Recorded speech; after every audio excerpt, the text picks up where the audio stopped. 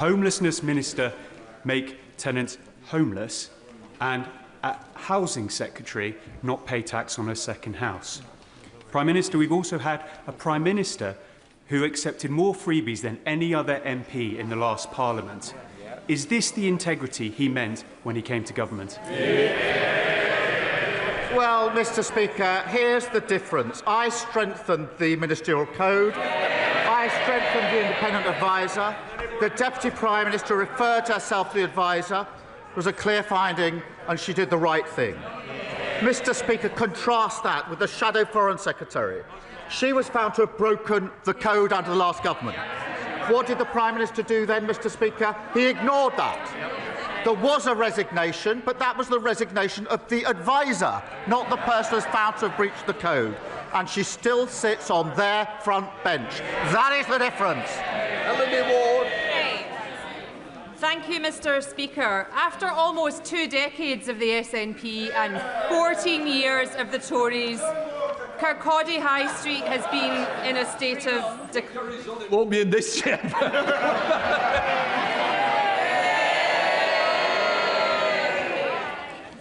Thank you, Mr. Speaker. After almost 2 decades of the SNP and 14 years of the Tories, Kirkcaldy High Street has been in a state of decline.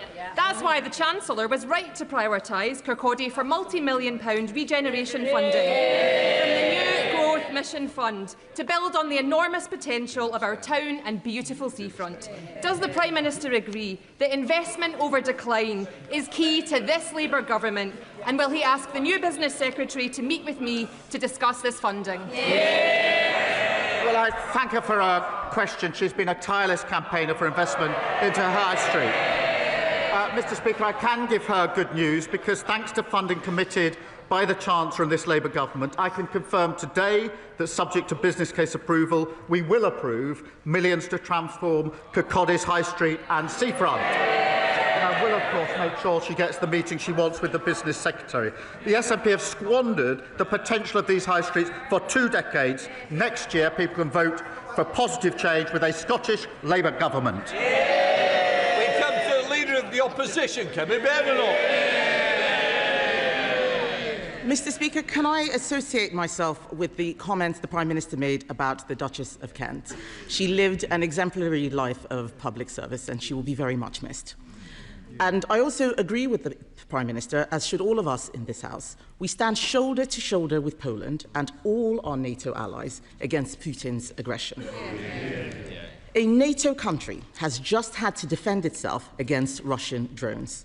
Now, more than ever, we need our ambassador to Washington fully focused on this issue and liaising closely with America. Does the Prime Minister have full confidence in Peter Mandelson?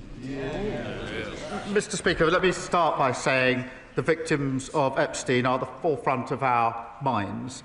He was a despicable criminal who committed the most heinous crimes and destroyed the lives of so many women and girls. The ambassador has repeatedly expressed his deep regret for his association with him. He's right to do so. I have confidence in him, and he's playing an important role in the UK-US relationship. This is interesting, Mr. Speaker. He says the ambassador has expressed full regret, but the victims of the paedophile Jeffrey Epstein have called for Lord Mandelson to be sacked. And just so the House is aware, in 2019, Jeffrey Epstein was convicted of child prostitution and sex trafficking that took place between 2002 and 2005. That is the precise period which Lord Mandelson called Jeffrey Epstein his best pal. Was the Prime Minister aware of this intimate relationship when he appointed Lord Mandelson to be our ambassador in Washington? Mr. Speaker, as she and the House would expect, full due process was followed during this appointment, as it is with all ambassadors. The ambassador has repeatedly expressed his deep regret. He is right to do so. He's now playing an important part in the US-UK relationship. Mr. Speaker, I asked the Prime Minister if he knew. The fact that he didn't answer indicates that he probably did know. I wasn't asking a question about process. I was asking a question about his judgment. The Daily Telegraph reports today that while Lord Mandelson was Business Secretary, he brokered a deal with Jeffrey Epstein while he was Business Secretary. and that this occurred after Epstein had been convicted of child sex offences. Given this new information, does the Prime Minister really think it is tenable for our ambassador to remain in post? Mr. Speaker, the relationship between the US and the UK is one of our foremost relationships, and I have confidence in the ambassador in the role that he is doing. Mr. Speaker, I think it is embarrassing that the Prime Minister is still saying that he has confidence in a man who was brokering deals with convicted child sex offenders while sitting in government. That is a disgrace. This government has repeatedly refused to declare Lord Mandelson's full interests. And as part of the appointment, there will have been extensive government vetting, including details and timings of Peter Mandelson's dealings with Jeffrey Epstein.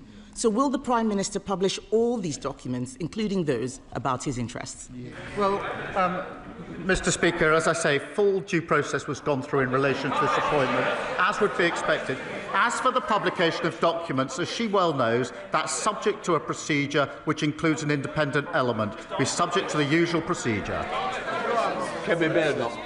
The Prime Minister cannot answer any questions. That is not the behaviour of someone who has full confidence. The ambassador should be in the White House talking about how we respond to an incursion into NATO airspace. Instead, he is giving interviews about himself to The Sun. This is a man who already had to be removed from cabinet twice, and now we learned that he was brokering billion-pound deals with Jeffrey Epstein while business secretary. I didn't get a proper answer. He's talking about process. This is not about process. This is about judgment. Just last week, I told him that he should sack his Deputy Prime Minister. They all cheered and congratulated themselves. She was gone 2 days later. His face too is broken, and he's got a totally new front bench. So I will ask him again, will he make sure that these documents are published, and will he actually instruct Peter Mandelson to publish all his correspondence with Jeffrey Epstein?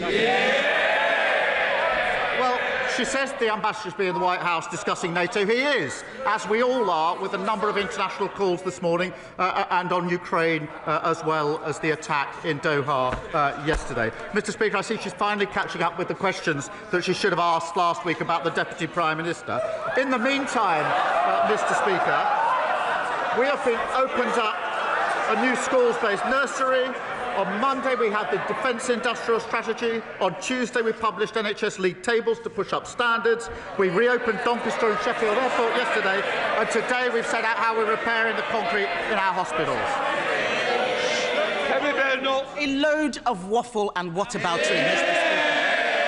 All they are interested right now is their pointless deputy leadership election while the country is out there suffering from an economic crisis. The Prime Minister has an ambassador mired in scandal, not focusing on NATO. He lost his Deputy Prime Minister just last week for evading taxes. He's got a new Home Secretary, a new Foreign Secretary, just learning the ropes, not able to help with this issue. We have strikes crippling our capital city and damaging our economy. He could use minimum service legislation, which we introduced, to make the lives of the people out there better, but he won't, because he does not have the backbone to face down the unions. The unions are running this government. All the deputy leadership candidates are chasing after them. And while with this government it is more strikes, more scandal, more chaos. And the link, Mr. Speaker, isn't the link between all of this his bad decisions, his bad judgment, and his total weakness.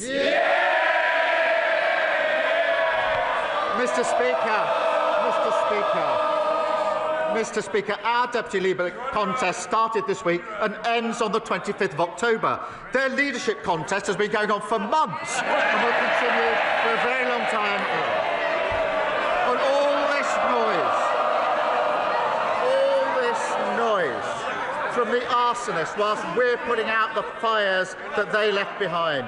Interest rates and waiting lists, Mr. Speaker, down. Wages, investment and deportations up.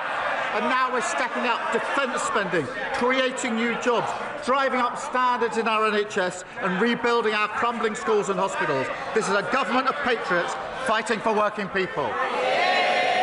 Tom Rutland. Thank you, Mr. Speaker.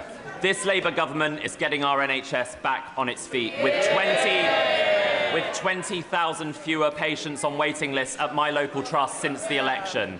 But there is still more to do, including making it easier to see a GP. So can the Prime Minister set out how this government will give my constituents in East Worthing and Shoreham access to the healthcare that they deserve?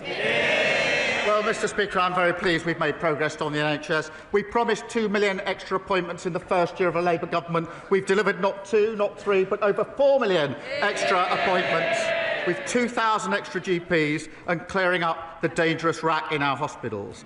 The National League tables, Mr Speaker, that we published this week will make sure that investment goes where it's needed most, and our 10-year health plan will see neighbourhood health centres in every community to treat patients closer to home. There's more to do, but we've made a lot of progress. Sir Ed Davey, Leader of the Liberal Democrats. Thank you, Mr Speaker. Can I join the Prime Minister in sending our condolences to His Majesty and the royal family on the death of the Duchess of Kent? And can I echo the Prime Minister's condemnation of Netanyahu's attacks on Qatar? These are not the actions of a leader truly focused on getting hostages home, and I hope the Prime Minister will say that directly to President Herzog later today. On Suicide Prevention Day, Mr Speaker, can I thank all working to prevent suicides, from professionals to charities like the Samaritans.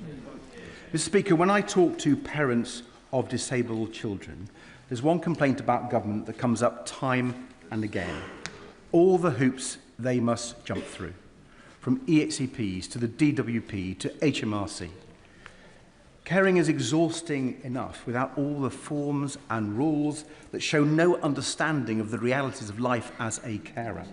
It's something Emily and I know well. It's something that the now former Deputy Prime Minister brought attention to last week. So will the Prime Minister work with carers across this House to overhaul systems for family carers so government works much better for people looking after their loved ones? Well, I do agree with him. There are too many hurdles and too many hoops that have to be gone through, and that's why we're simplifying the system, and we will, of course, work across the House with all those who want to achieve that outcome. Can I also just thank those dealing with suicide prevention? I think probably everybody in this House knows someone who has taken their life, and it touches all of us, and we must do everything we can together to prevent suicide. Sir Ed Davey. Moving on, Mr Speaker, as the Leader of the Opposition said, Lord Mandelson has admitted to continuing his relationship long after Epstein was convicted, and that there are more embarrassing details we don't yet know. Mr Speaker, people will be surprised by the Prime Minister giving Ambassador Mandelson such strong support today. So can he tell the House, has the Prime Minister asked the Ambassador what other compromising material the Trump administration might have on him as he leads Britain's negotiations with the White House? Well, Mr Speaker, as I've made clear to the House, a full due process was gone through when the appointment was made. George Newbury. Thank you, Mr Speaker. My constituent Connor Edwards lives with Ehlers-Danlos syndrome and craniocervical instability, which in his words means his head is slowly falling off his body. Having once enjoyed fishing and mountain biking, at the age of 30, Connor's now largely bedbound and says his condition has destroyed his quality of life. He's also having to crowdfund for treatment in Spain because the NHS can't give him the help he needs. Could the Prime Minister ensure that myself, Connor and EDS charities get a meeting with the Minister to discuss what more we can do to give thousands of people like Connor their freedom back? Mr Speaker, I've read through the details of Connor's case that's just been summarised. It is heartbreaking.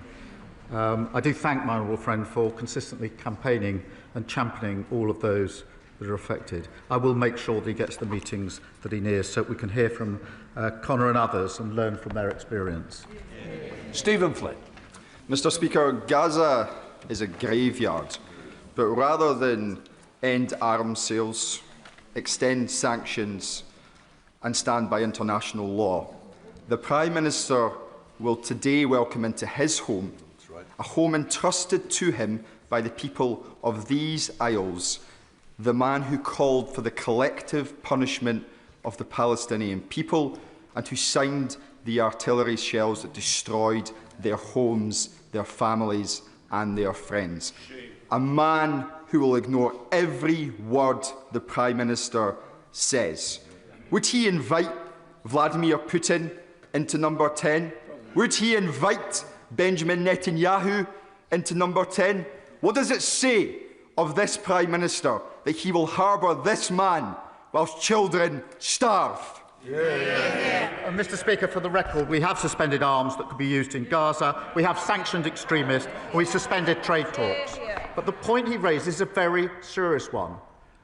We all want an outcome that ensures peace, that the hostages get out, that aid gets in, and there's a two-state outcome. It is the only way we will get peace in a region that has suffered conflict for a very, very long time. I will not give up on diplomacy.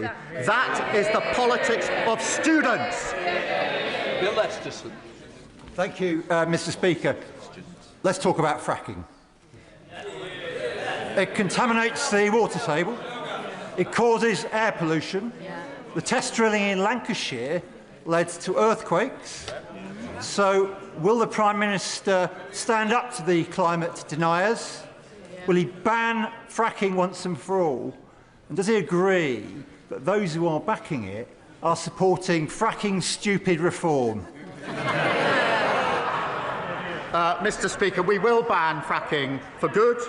And let's be absolutely clear, the biggest risk to energy prices is staying hooked onto volatile international fossil fuel markets. And in stark contrast to reform, they're ignoring local communities, they're putting green jobs and investment at risk, and committing to higher bills by warning renewable companies not to invest. That is shocking.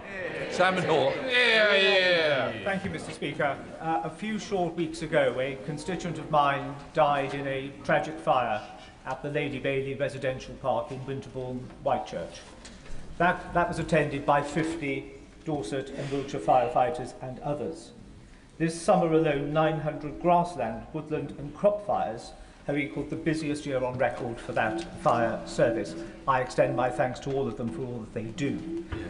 He will be aware that rural funding is always an issue, and the funding of the delivery of rural services is always a challenge. Would he arrange for a meeting with the relevant minister in the Home Office for the senior officials of that fire service and me to meet to discuss the needs of our rural area to ensure that my constituents and those across the counties of Dorset and Wiltshire are kept as safe as they possibly can be?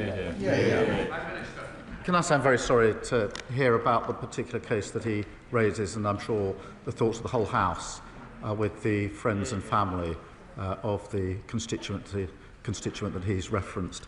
And our thoughts are actually with all of those affected, particularly farmers, and I want to join him in thanking our firefighters who've worked tirelessly to keep people safe.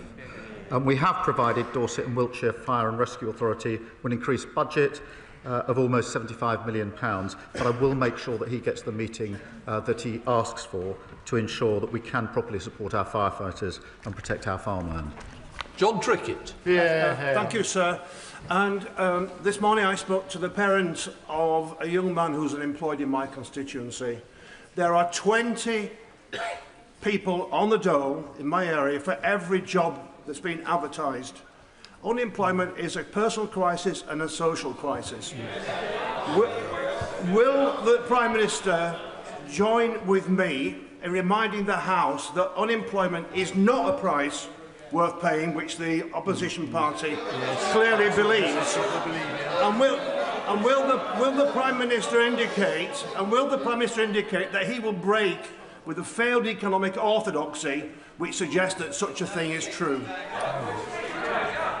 Mr. Speaker, I'm pleased that the employment rate is up, inactivity is down, and we've created over 380,000 jobs since we've been in power. Mr. Speaker, going further, as a proud Yorkshire man, he will know and he will welcome the reopening of Doncaster Sheffield Airport just yesterday, made possible by the decisions that we've made. That's a Labour mayor working with a Labour government to create jobs across the country. Mr. Speaker, 51 Israeli arms companies are exhibiting at the DSEI Arms Fair in London this week. Some of them even boast that their products are battle-tested. We all know what that means, used to kill men, women and children. So this government often asks us what more we expect them to do when it comes to Gaza. Here's one. Will the Prime Minister stop Israeli arms dealers from parading their Gaza-tested weapons on UK soil? Mr. Speaker, we have very clear and strict rules in relation to this, and we have taken action in relation to arms sales. Ruth Jones. Thank you, Mr. Speaker. And can I thank the Prime Minister for his sympathy and words of condolence regarding the sudden and untimely death of Hebyn David, our Welsh member of the Senedd for Caerphilly. His contributions over the last 18 years as a councillor and a member of the Senedd since 2016 were always relevant, witty and incisive. And our thoughts are with his partner and his family. Now, Drone Evolution is a manufacturer based in Caerphilly, and Airbus and Newport West are just two of the companies that will benefit from Labour's investment in defence. So can I welcome this new defence industrial strategy and ask the Prime Minister to update the House on how the new defence growth zones will create more jobs across Wales and beyond? Well, Mr. Speaker, Hebyn was a proud Welshman and champion for Caerphilly. And we send our love and support to his partner Vicky, his daughters, to his family and his friends. Wales does have a thriving defence sector, and I'm delighted it will host one of our new defence growth zones. That's investing £250 million to make defence an engine for jobs and growth across the United Kingdom. That's what you get, Mr. Speaker, when you have a Labour government in both Cardiff and Westminster working together to deliver for Wales. Andrew Rossendale. Mr. Speaker, sir, my local borough commander in Romford tells me how much valuable police time is being wasted investigating trivial social media posts and non-crime hate incidents. Shouldn't the police be patrolling our streets rather than moderating the internet, Mr. Speaker?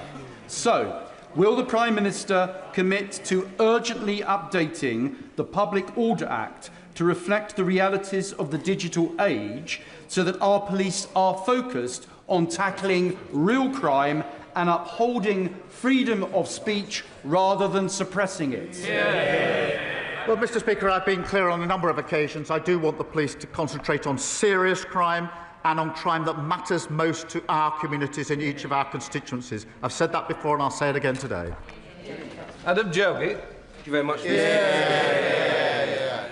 People in Crackley and Bradwell and right across Newcastle under Lyme are sick and tired of antisocial behaviour going untackled. I welcome the government's commitment to taking back our streets, but we need action. So will he join me in urging the Conservative Police Commissioner in Staffordshire to use the resources that he's been given to support our local police and to finally get a grip so my constituents can live their lives free of hassle and, most importantly, safely? Well, Mr. Speaker, the party opposite decimated neighbourhood policing. People should feel safe in their communities, and that's exactly why I've committed to putting 13,000 additional police personnel back in our town centres and communities. That means, Mr. Speaker, there'll be a named police officer in every community, armed with tough new respect orders to break up antisocial behaviour. And these powers are contained in our crime and policing bill, which the party opposite and Reform voted against. Mark Richard. His Majesty's Prison Stoke Heath in Shropshire has seen 6 deaths in custody in less than 2 years. That is above the national average. Will the Prime Minister join me in calling upon the Ministry of Justice to ensure that there are enough resources and the right governance is in place at Stoke Heath? The Secretary of State for Justice will look into this and take up the suggestion, and I'll arrange for a meeting as soon as possible. Simon Offer. Thank you, Mr. Speaker. Vaccinations were invented in Berkeley, in my constituency, 230 years ago, and as a GP, I have jabbed literally thousands of children and adults. Would the Prime Minister update the House about our new rollout of chickenpox vaccinations, which will further protect our children? And would he also agree with me to condemn other political parties that give platforms for people who spread false rumours about vaccination? Well, my honourable friend speaks with great authority, and I'm proud that Labour are protecting 500,000 children by rolling out the chickenpox vaccines. In stark contrast, the man who wrote Reform's health policy has made shocking and baseless claims that vaccines are linked to cancer. And that's been endorsed by Reform leader. They laugh. They laugh at it. These dangerous conspiracies cost lives, and it shows that Reform can't be trusted with our NHS. Charlotte Key. Thank you, Mr. Speaker. Seneca Solar Farm, which runs through my constituency, was given permission by this government, and there are more solar farm applications in the pipeline. My constituents are concerned that these are being made without a land use framework, which would have provided reassurances that the competing demands for land are balanced effectively. Will the Prime Minister make a commitment to give the land use framework statutory weight to ensure that land is used strategically to get the best for new, clean, renewable energy, which genuinely benefits communities and for farmers, nature, water and housing? Mr. Speaker, it is important that we move to renewables in order to have energy independence and to keep our bills down, and this will benefit lots of communities, including her own. I do want to reassure her constituents that we will, of course, follow process and that they will always have a say in any decisions that we make. David Pinto-Tyczynski. Thank you, Mr. Speaker. The leasehold system is fundamentally broken. Thousands of leaseholders in Hendon are getting a raw deal, paying ever-rising service charges for ever poorer service. It's why I welcome the government's commitment to end the feudal system of leasehold once and for all. Will the Prime Minister share with the House what action this government is taking to help leaseholders and bring in a system of common hold? Well, Mr. Speaker, the last government shattered the dream of home ownership. We are reforming the outdated system so leaseholders receive stronger rights, powers and protections.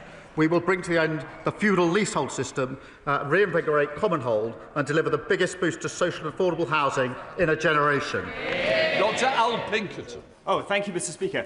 Since May, my Surrey Heath constituent, Sue, has received thousands of pounds worth of fines after a criminal gang in London cloned her number plate and went on a rampage through the capital. In an age of increasingly sophisticated digital security, the number registration system seems like a remarkably analogue anachronism, is ripe for abuse and is failing drivers. Will the Prime Minister look at my presentation bill laid last week, pick it up and strengthen legislation, ensure police services have the tools they require to tackle this growing crime and to protect law-abiding motorists? Well, can I say I'm sorry to hear about his constituent. That's an awful situation for anyone to find themselves in. I'll, of course, look at his bill. Dr Rupert. Thank you, Mr. Speaker. I'm sure the Prime Minister recalls visiting the Ukrainian community of Acton with me soon after Putin's illegal invasion. They still fondly do, and they wanted me to ask him, next week at Trump's state visit, can he harness his unique role with US influence and the coalition of the willing in Europe to the max and redouble all efforts to find a just peace with security guarantees for them and war crimes punished so that we can end this war that's gone on far too long? I do recall the visit. It was extremely good and very welcoming. And our support for Ukraine, Mr. Speaker, remains unwavering. And the attack last night in Poland shows that Putin's belief that he can somehow act with impunity. And that's why we're working so hard with the coalition of the willing to ensure that there are security guarantees as we go forward. Made real progress in recent weeks. We must continue to ramp up the pressure on Putin. Mr. Speaker. Today is the 10th annual Back British Farming Day. And given the Prime Minister is so keen on resets in recent weeks, will he reset his relationship with our farmers and reverse the family farm tax? Well, Mr. Speaker, let me tell you what we're doing. We're working with the former president of the National Farmers Union, Baroness Minette Batters, to review farm profitability. Mr. Speaker, this is the key issue. We are delivering the 25-year farming roadmap, and of course we've struck a deal with the EU, which is of great benefit to farmers, which of course they all say they will reverse. Mr. Speaker, that's on top of the £5 billion that we put into farming in our last budget. Final question, Liz Twist. Thank you. Thank you, Mr. Speaker. Today is World Suicide Prevention Day. It can be scary to talk about suicide, but we need to. So many of our constituents will know or love someone who has taken their own life, or they may have suicidal thoughts themselves. But suicide is not inevitable, it's preventable, and everyone has a role to play in saving lives.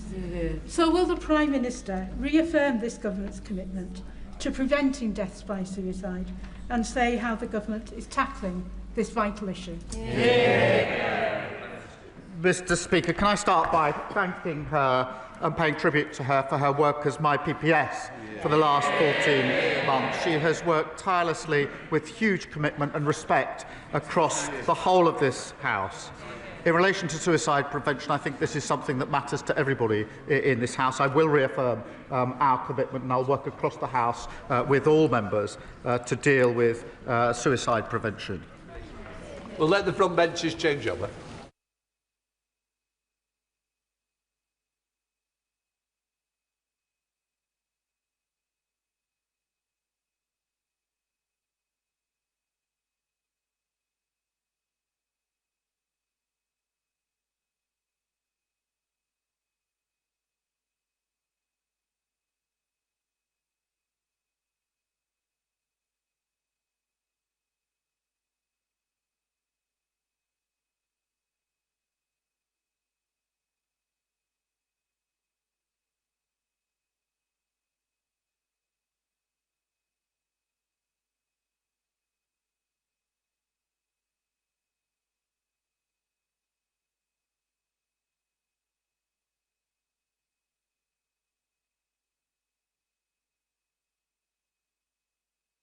We now come to the urgent question. Callum Miller. Speaker, to ask the Secretary of State for Foreign, Commonwealth and Development Affairs to make a statement on the implications of Israel's strike in Gaza for peace and stability in the Middle East and on UK foreign policy. Minister. Mr. Speaker, the UK government is deeply concerned by Israel's strike in Doha yesterday. As the House heard a few minutes ago from the Prime Minister, he and the Foreign Secretary have condemned these flagrant violations of Qatar's sovereignty, which will set back the cause for peace and risk further escalation in the region. The Prime Minister spoke to the Emir of Qatar to express the UK's solidarity and support and to reaffirm our shared commitment to regional stability. The Prime Minister also gave his condolences for the death of a Qatari security officer killed in the attack. Sadly, Qatar's Ministry of Interior has overnight confirmed the death of a second person. Qatar is playing a critical role, Mr. Speaker, in mediating this conflict, driving efforts to secure a ceasefire and to facilitate vital humanitarian access to Gaza. That must remain the priority. This government continues to support them in their efforts to push for an immediate ceasefire, for the release of all hostages cruelly detained by Hamas, for the protection of civilians, and the unrestricted flow of aid into Gaza as the vital first steps towards long-term peace and stability. This is the only way to achieve lasting peace and security for Palestinians and Israelis alike. That is why we are working with partners to develop a framework for peace that addresses governance, security, humanitarian access and political reform. Negotiation, not more violence, is the way to achieve that. We are actively working together with our international partners, including the G7 and the UN Security Council, to coordinate efforts aimed at de-escalation and reiterate our full support for the sovereignty of Qatar. Earlier this week, the Prime Minister met with President Abbas to discuss the intolerable situation in Gaza, the need for an urgent solution to end horrific suffering and famine, and the Palestinian Authority's reform agenda, vital for a two-state solution. Today, Mr. Speaker, the Prime Minister will meet President Herzog of Israel and reiterate the UK's grave concern following yesterday's strikes and reiterate that man-made famine in Gaza must end and the renewed offensive in Gaza must not happen. We will continue to push for a political resolution to end this conflict and strive towards a lasting peace. Alan Miller. Thank you, Mr. Speaker, for granting this application for an urgent question, and I'm grateful to the Minister for his statement. Last night's Israeli strikes against Hamas officials in Qatar heralded a new and grave escalation in this terrible conflict. Prime Minister Netanyahu's willingness to strike Doha will undermine efforts to secure the release of the hostages still held in Hamas captivity and set back the path to a desperately needed ceasefire. Liberal Democrats have called for more diplomatic pressure to be placed on Hamas by the Qataris, including with the threat to exile Hamas's leadership from Doha unless we see the immediate and unconditional release of the remaining hostages. That is the kind of diplomatic pressure which must be brought to bear. Instead, the Israeli government has chosen a path which even President Trump, Netanyahu's biggest cheerleader, appears appalled by. And let me be clear, Liberal Democrats support the right of the State of Israel to exist and its right, like all nations, to defend itself. Yet Israel has obligations under international law and duties to its allies, both of which it has breached. Can the Minister confirm whether any UK entity, including the Joint Command at the Al Udeid base, were informed by Israel of the attack in advance? Can the Minister confirm that, in addition to what he's already said, that in his meeting with President Herzog today, the Prime Minister will condemn yesterday's attack in the strongest possible terms and make clear that the UK views this as a flagrant breach of international law? Last night's strikes are, of course, inseparable from the ongoing humanitarian catastrophe in Gaza. They further eroded our collective hope for an end to the suffering of both Gazans and the hostages. And so it is time for meaningful action by this government. Will the Minister confirm that the UK will take the steps necessary today to end the export of F-35 parts to Israel? And in light of the further egregious breaches of international law directed by Netanyahu overnight, will he confirm that President Netanyahu will be sanctioned? Mr. Speaker, as you would expect, I won't be commenting on sanctions from the dispatch box, as is our usual practice. The Prime Minister set out to this House his intentions for his meeting with President Herzog later. I can confirm that the Foreign Secretary met with President Herzog this morning and raised these points among a range of others, including the urgent need both to ensure aid into Gaza, but for further Israeli support to British efforts to medically evacuate injured children and fully funded scholarships to the UK. Tom, Chair of the Select Committee. Thank you very much, Mr. Speaker. What happened overnight illustrates a huge problem that the new Foreign Secretary is going to need to deal with, and I'm pleased that the Minister will ably be helping her. But the problem is this. There is an emboldened far-right Israeli government who believe that they can do whatever they like and there won't be any consequences. That's right. Yeah, and on the other hand, we have a country like Qatar who is genuinely working towards peace. I know the Minister has met the ministers. I have met them too. They couldn't be more sincere in the efforts that they're making, and they get bombed for their efforts. The question really is, for the new Foreign Secretary, is how can we make sure that we aren't just bystanders and are actually playing an active role in dealing with this issue? And in what way will the Prime Minister be able to convey such a message to President Herzog this afternoon? I thank my right honourable friend for the question. It is vital that at such serious moments the UN Security Council plays its full part. So I can confirm to my right honourable friend that the UK is supporting calls for an emergency session of the UN Security Council this evening. The Foreign Secretary will be joining calls with her E3 counterparts this afternoon, and we will be discussing this matter, as she would expect, with a range of G7 allies, including the United States. Here comes his Shadow Foreign Secretary, Dame Priti Patel. This is clearly a very, very serious moment for the Middle East, and no one in this House wants to see a spiral of escalation of hostilities. Israel and Qatar are both important and value strategic partnerships for the partners for the United Kingdom, and we value and recognise the extensive efforts by the Qatari government to secure the release of hostages and their work towards securing a ceasefire. It is tragic, as the Minister has already highlighted, that security guards were killed in this attack. But I think, Mr. Speaker, there are some fundamental issues here, and many of these points have been made from the dispatch box time and time again, that this is a moment for our country. Britain must contribute and provide the British expertise that is necessary when it comes to the conflict resolution and support strong regional initiatives, including backing Qatar and the Qataris when it comes to releasing the hostages, but also achieving a ceasefire. On top of that, of course, we have to be working with our allies in the United States. And looking ahead to next week with the visit from President Trump, this is a crucial, crucial moment. And there can be no equivocation anymore as this issue just continues to inflict the region day after day after day. Mr. Speaker, it's also true that we certainly should not be mourning those Hamas leaders who have been killed. They have held innocent hostages in terrorist captivity for over 700 days, and they were responsible for the atrocities of the 7th of October 2023, which also killed British nationals. In recent months, Israel has been removing terrorist actors across the Middle East, the leadership of the Houthis, Hezbollah, and malign individuals in the Iranian regime too.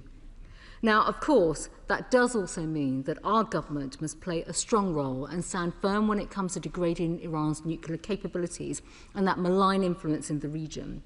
So, recognising the sensitivity of the situation in the Gulf, can the Minister confirm what actions he and the FCDO will undertake to stabilise efforts to secure the release of the hostages? What proactive steps are being taken to degrade Hamas and their capabilities? And of course, how do we work constructively with our partners in the region to drive the right outcomes, including a ceasefire? I thank the Right Honourable Lady for the important questions. I can commit that the British Government is fully committed to efforts with our Gulf partners, with our partners across the G7, to try and ensure that the negotiations currently ongoing come to the conclusions that we wish to see. Those are conclusions both in the short term. We have long repudiated Hamas's hostage-taking. The hostages need to be released immediately, as must humanitarian aid get into Gaza. But as I said in response to the Honourable Gentleman's question, there are also other questions about governance and security and the long-term prospects for a Gaza, a West Bank, a state of Palestine and a state of Israel living side by side, and we are fully engaged in that diplomacy, as she would expect.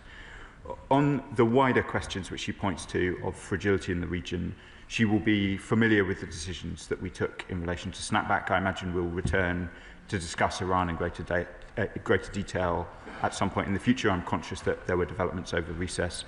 We have triggered snapback, and we will continue to return to the House to discuss the threat of Iran's nuclear programme. Thank you, Mr. Speaker. The longer Israel is allowed to act like a rogue state, bombing sovereign countries with impunity and expanding its war in the Middle East, the weaker our words look.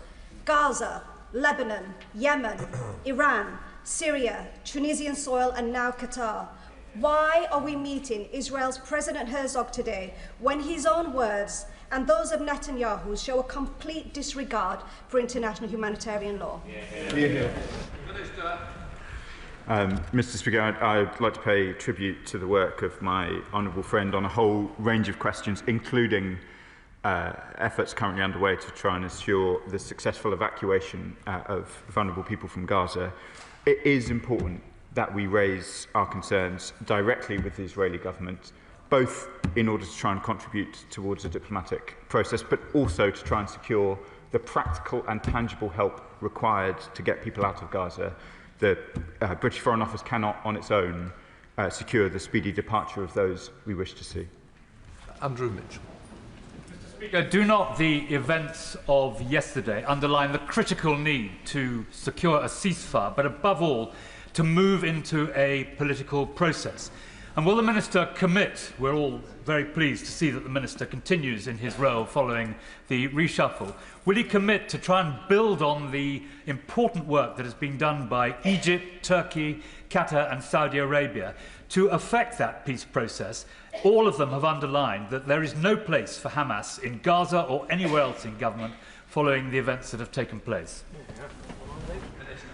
Mr. Speaker, I'm grateful for the kindness of the Right Honourable Gentleman's words and those I heard from behind me as well. I am continuing in my role and will look forward to returning to this House in the usual way.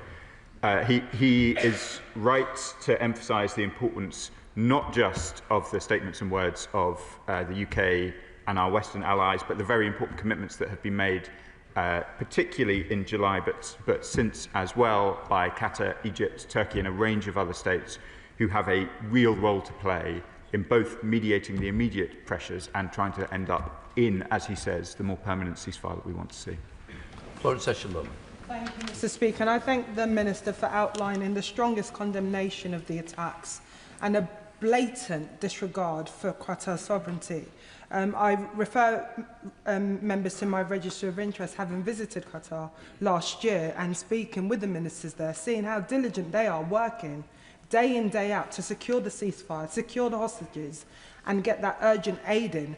Does the Minister agree and share my view that Qatar's role in mediating this conflict will be blown into jeopardy by these blatant attacks? And will he continue to make sure that the Prime Minister continues to condemn this when he meets with the presidents later this week? My friend is quite right. Qatar has played a vital role in this conflict, and I work closely with my Qatari counterparts, not just on the urgent issues of the Middle East, but across a whole range of difficult conflicts. They play a vital role. They are committed, as the Emir of Qatar said to the Prime Minister this morning, they are committed to continue to play that mediation role. I cannot see how such strikes could help them perform that role, but they are committed nonetheless to continue with it, and they have our full support. Kit Maltons. Mr. Speaker, the events of yesterday come as no surprise to those of us in this chamber who've been raising the Israeli government's crimes committed in an air of complete impunity. And it should now be crystal clear to the Minister, as it is to so many across the world, that the Israeli government is not interested in the slightest in peace or indeed the fate of the hostages. So in that light, I have two questions. First of all, what military and intelligence assistance will we be providing to the Qataris to allow them to defend themselves against further attacks? And secondly, will the UK be adding its voice to the growing calls across the world for the formation of an international protection force to enter Gaza and enforce a peace? Minister. On the first point, we are committed to Qatar's security and defence. We have a close relationship with them on both, and we are, of course, in constant discussions with the Qataris about the importance of that collaboration. On the second point, on a protection force, and perhaps taking advantage of the question from the Right Honourable gentleman who was the Secretary of State for the Department for International Development when I was posted in South Sudan with a Chapter 7 UN peacekeeping force, at the time with the most far-reaching mandate to protect civilians. We cannot in this chamber pretend that UN peacekeeping forces are able to impose peace where there is none.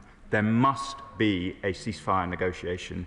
In Juba, I saw, as did the world, the horrifying ethnic cleansing that followed the inability of the UN mission to protect people.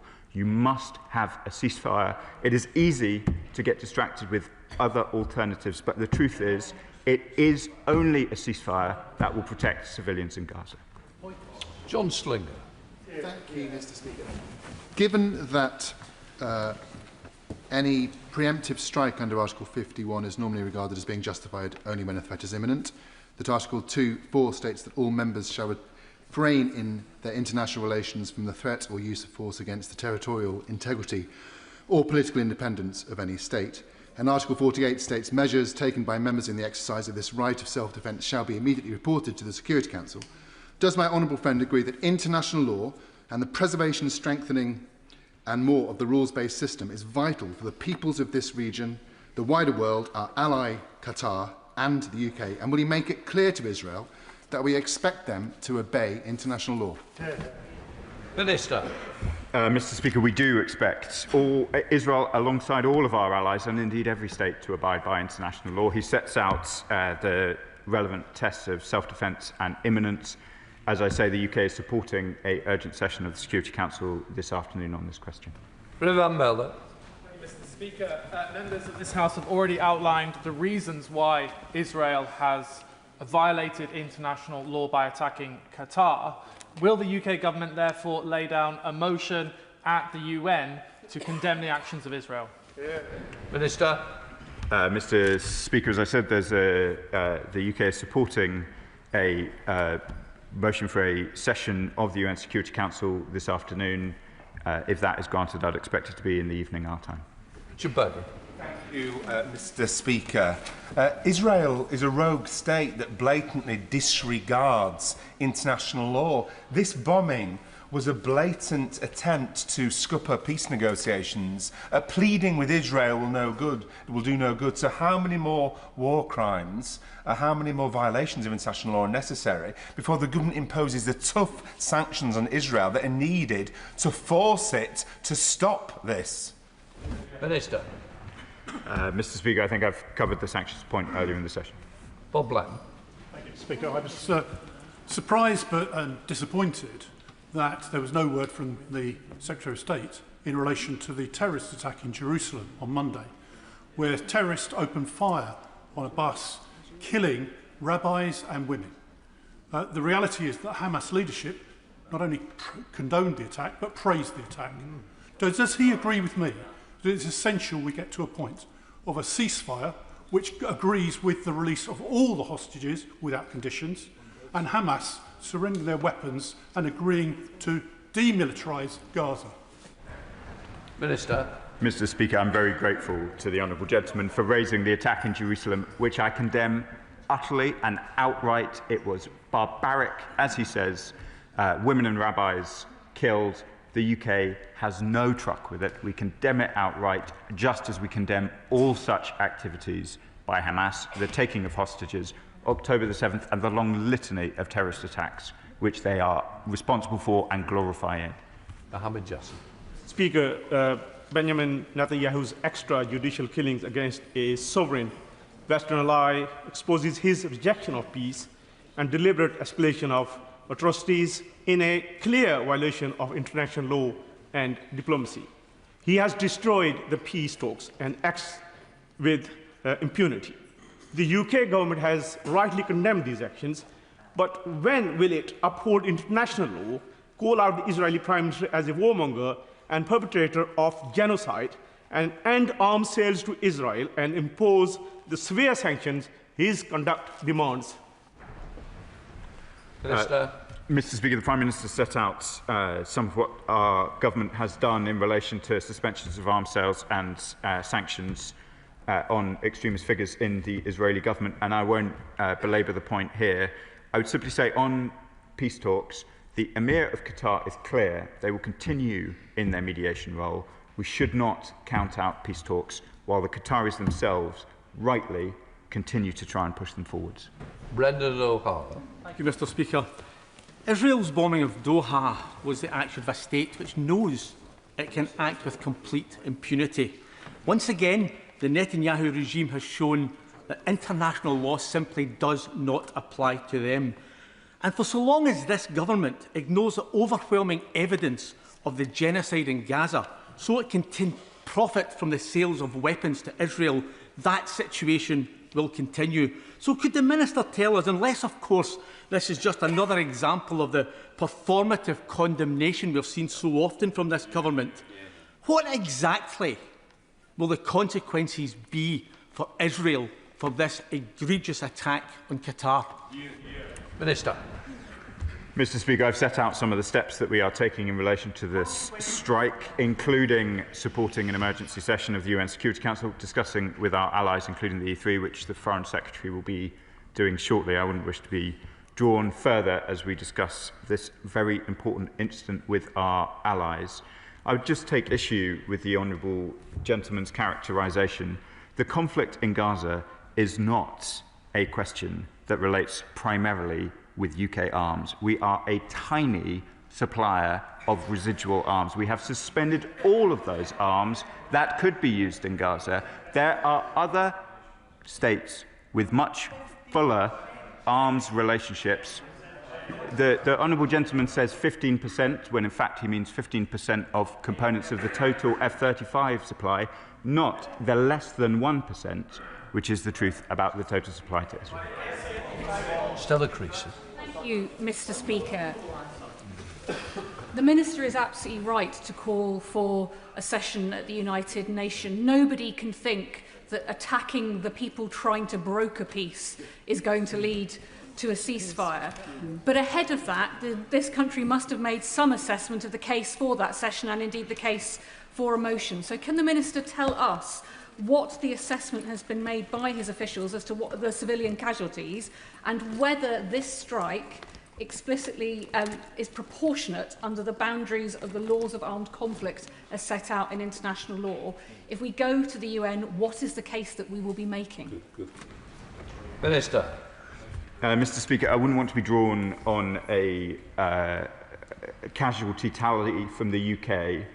Qatar has, as I set out in my response, been quite clear about their own assessments, and these things tend to develop in the immediate aftermath of a strike, so I won't be drawn on casualties or the numbers of people struck.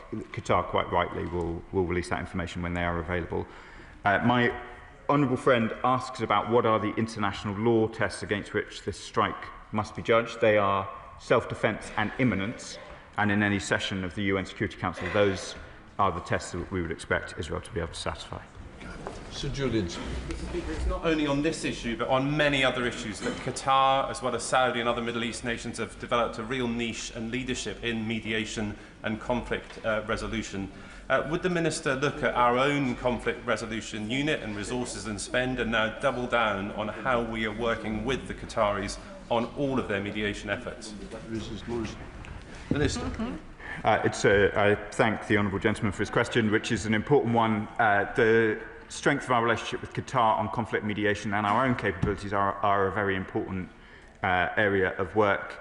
I myself was a negotiator in the Foreign Office, understand deeply how important it is, as of course was our National Security Advisor.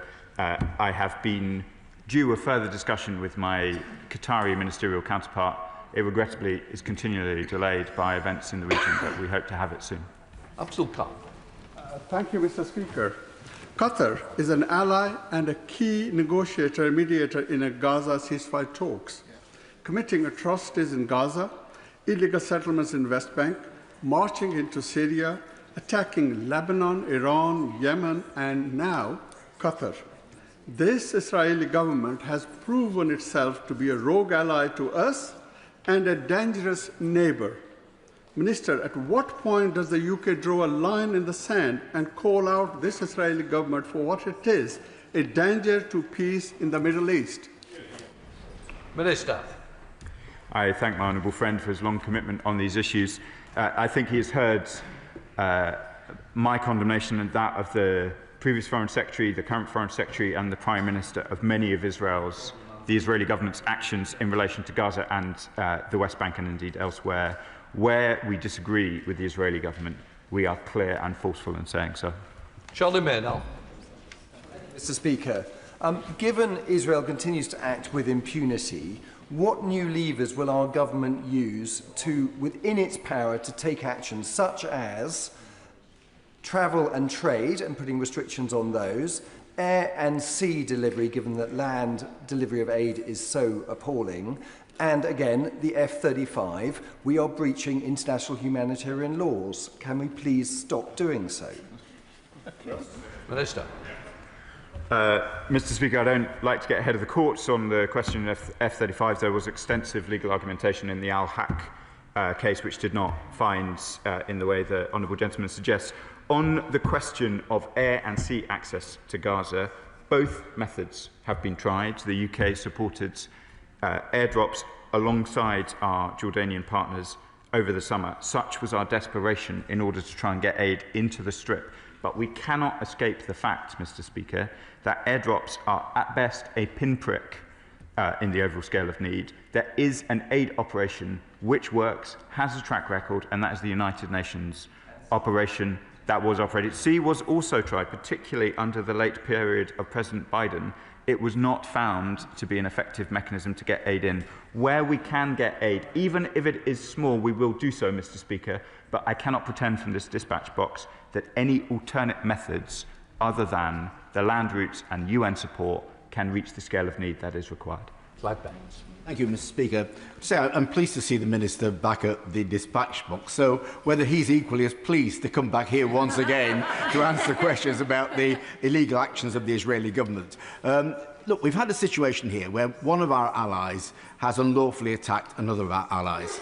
Given we are standing quite rightly with the Qataris in their particular situation, isn't it time we accepted that because of the actions in Doha and also their continuous starvation and murder of innocent civilians in Gaza, that we recognise that this right-wing Israeli government and this extreme right-wing Israeli Prime Minister are no longer allies of ours?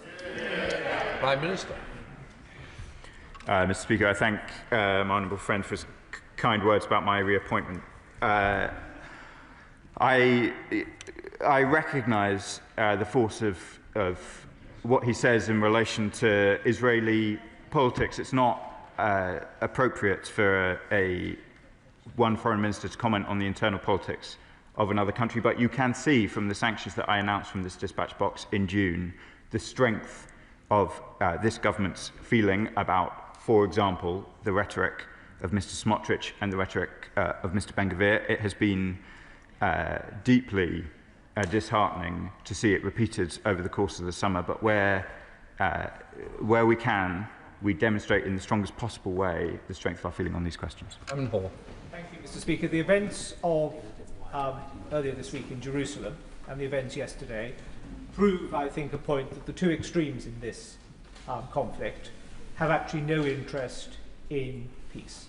Hamas benefits from the violence, and the right wing of the Israeli government also profit as they seek to expand the territory and to subject the Palestinian people. I agree entirely with my right honourable friend from North West Hampshire, and I just wanted to amplify the points that he made. Given the fact that Trump and the American administration now appears to be as annoyed with Israel as the rest of the world following yesterday's events, is it now not time to call Israel's bluff through the United Nations, to seek the engagement of blue helmets or some similar force, to say we have got as an international community people on the ground. Don't you dare fire into that area. Let us now trigger a talk for peace. Because without that catalyst, those two extremes are just going to continue. And the performative merry-go-round of here we go again, condemnation, another statement, another UQ, is going to continue. And I fear that in 3 or 4 years' time, there will be rubble in Gaza. Israel will be even more of a rogue government, but we will be no further forward. Minister. I thank the right honourable gentleman for the question. He is absolutely right about the risks in Gaza. We have seen that rubble grow.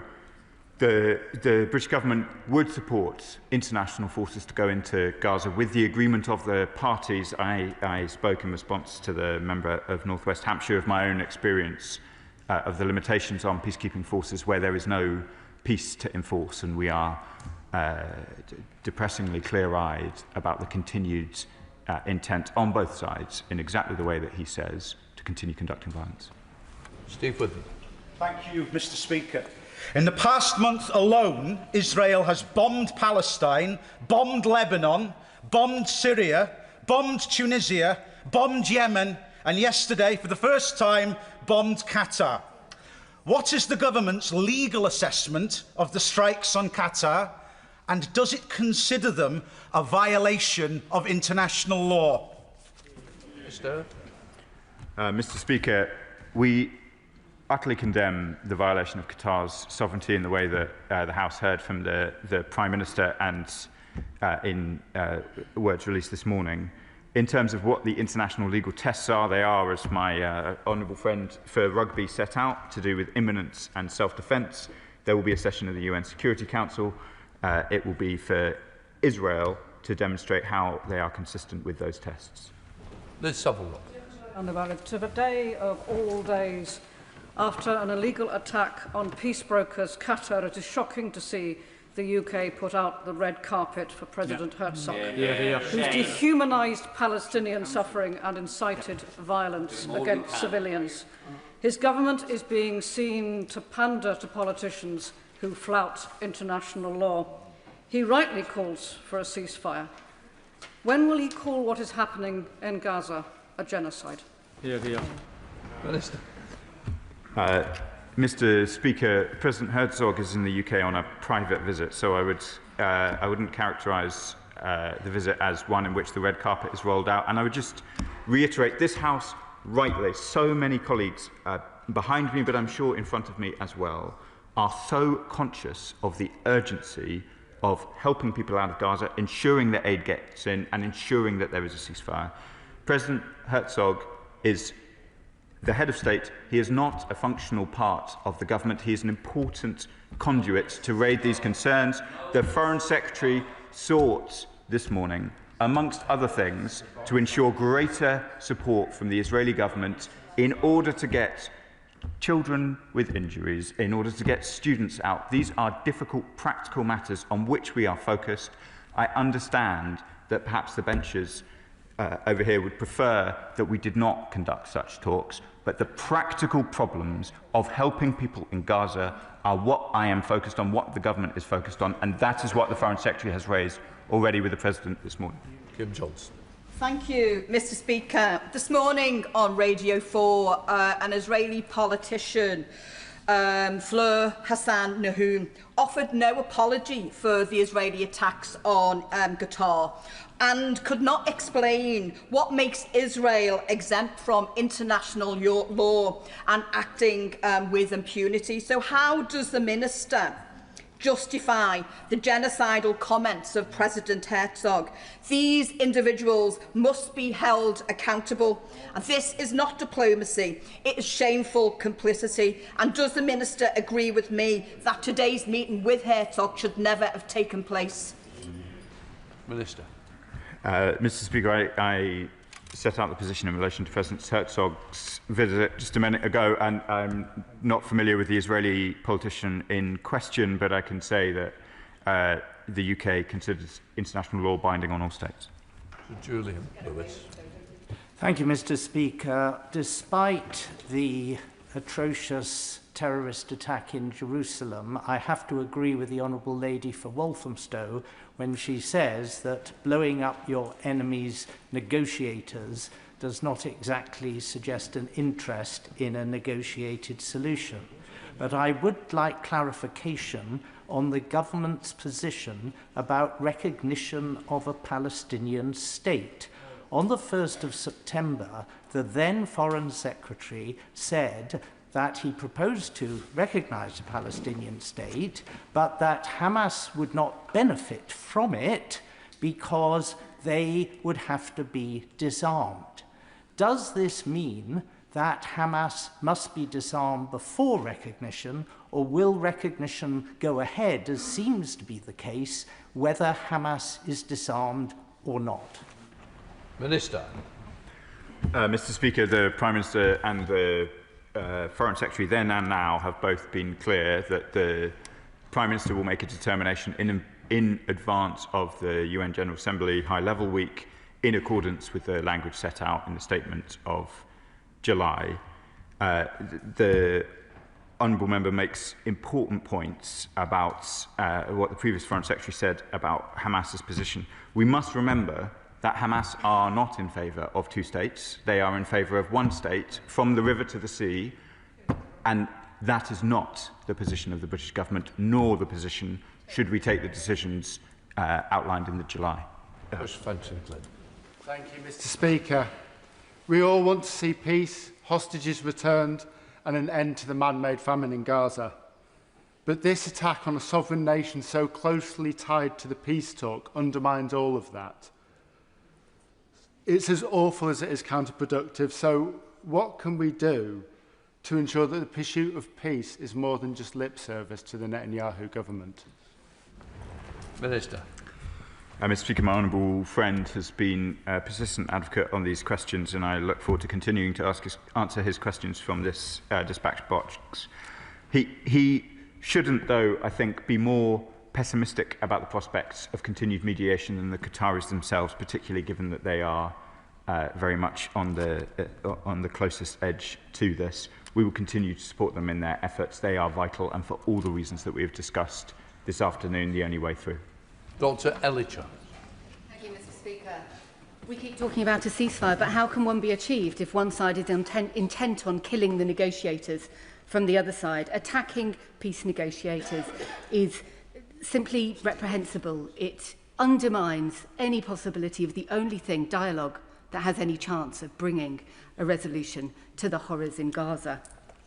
This isn't the action of a state seeking peace, it's the action of a rogue state operating with impunity outside international law, completely crossing red line after red line. So I ask the Minister again, given that repeated crossing of new red lines, what action will he match his condemnation with?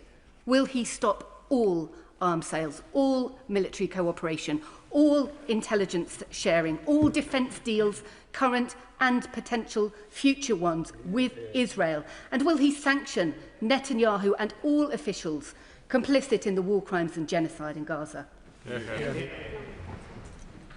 Mr. Speaker, I've set out already in the session our condemnation of the strikes, and I've set out already both in relation to sanctions already taken against extremist figures in the Israeli government, and indeed the other measures that we have taken. In relation to action on that follows from the strike on Doha, the Foreign Secretary will be shortly in touch with her E3 colleagues, and we hope that there will be a Security Council session this evening. Dr. Scott Arthur. Thank you, Mr. Speaker, and I thank the Minister for his statement. I do pray that one day he will come to dispatch box with good news for us, to be absolutely frank. In my surgery at Oxgang's Library on Saturday, a UK Palestinian woman came to see me. She brought date cookies which had been freshly made by her mother. I'd hoped to save one for you, Mr. Speaker, but it proved not to be possible. She spoke passionately, and she was really concerned about the visit of the Israeli President to the UK. And I did speak about what the government's been doing, actions that I've supported, which I do believe have saved lives. But I think the actions, what we've seen from Qatar, I think Netanyahu's made a fool of us. And I fear that he's going to continue to make a fool of us. So is it time to change direction, to avoid this happening again? Avoid us taking a stand, asking for a ceasefire, demanding a ceasefire, but Netanyahu just laughing at us? Minister. Mr. Speaker, I'm disappointed that my honourable friend's constituent didn't reserve a cookie for me, but I'm grateful for the important question that she asks. For the reasons I set out before, it is important that we continue to engage directly with the Israeli government, particularly on those questions like the evacuation of vulnerable people from Gaza, on which their cooperation is essential for any further progress. Dr. Andrew Morrison. Thank you, Mr. Speaker. Several of our partners in the region, in North Africa and the Middle East, have expended a great deal of political capital in trying to achieve a rapprochement with Israel in recent years. And he will be aware, for example, of Morocco and its work, its leadership in achieving the Abraham Accords. What does he think this attack has done to them? And what confidence can they have now that Israel is truly embarked on a quest for peace in the region? Minister. Mr. Speaker, even in advance of the events yesterday, nations in the region who had taken the step of signing the Abraham Accords are signalling disquiet, most obviously and signally the United Arab Emirates, who released an important statement on this question. I will not seek to speak for our Arab allies, but I am sure that they will be looking at the events yesterday with great concern, and I'm sure the honourable gentleman will have seen the number of statements that have issued from the region over the course of the last 24 hours. Peter Swallow. Thank you, Mr. Speaker. A man-made famine in Gaza, increased settler violence in the West Bank, and now this attack on sovereign Qatar. I do fear that these are not the actions of an Israeli government committed to peace. Yeah. With that in mind, can I ask my honourable friend to urge the Foreign Secretary to speak to our friends and allies and find out what more we can do to pile concrete pressure on the Israeli government to get round the table and seek that ceasefire we so badly need? Minister. I thank my honourable friend for his commitment to these issues, and I can confirm that the Foreign Secretary is practically, as we speak, in consultations with friends and allies about what further steps we might take. Dance. Thank you, Mr. Speaker. I've said this before. So many constituents from Yeovil, some as young as 11, have told me they are so frustrated that Britain is not doing more. Will the Minister reassure my constituents that the government is doing all it can to make sure that these strikes do not break down the peace process completely and enough aid gets into Gaza now? The honourable gentleman's young constituent is absolutely right, and I can reassure her and him that we are doing everything we can to try and ensure that the mediation continues, that progress towards a ceasefire is made, and that, of course, aid gets into Gaza. Paul Wall. Thank you, Mr. Speaker. Blessed are the peacemakers, or so we're told, so it seems particularly wicked that Israel can deliberately target the country that's doing more to promote peace than any other in the region. Isn't the tragedy of the Middle East that actually the Palestinians in Gaza and the Israelis in Israel are governed by deeply unpopular extremists who have no interest in peace on either side? And after this week's appalling murder in Jerusalem at the bus stop, the Israeli government imposed collective punishment on the villages where those terrorists came from, and they removed hundreds of work permits and proceeded to start demolishing many, many homes. So doesn't Netanyahu's decision to bomb Qatar prove beyond doubt that he doesn't care about the hostages, that there's much collateral damage as any Palestinian child, and that Israel is now a rogue state, and the UK must have severe sanctions against this rogue state to prove our word? Minister. I'm glad to be answering questions to my honourable friend again, who's been a persistent advocate on these questions. The depth of concern about events, of course, the attack in Jerusalem was horrific, as I said to the honourable gentleman from the Conservative Party. The developments in the West Bank, both over the summer and before, are deeply concerning, and I'm grateful to my honourable friend for raising them.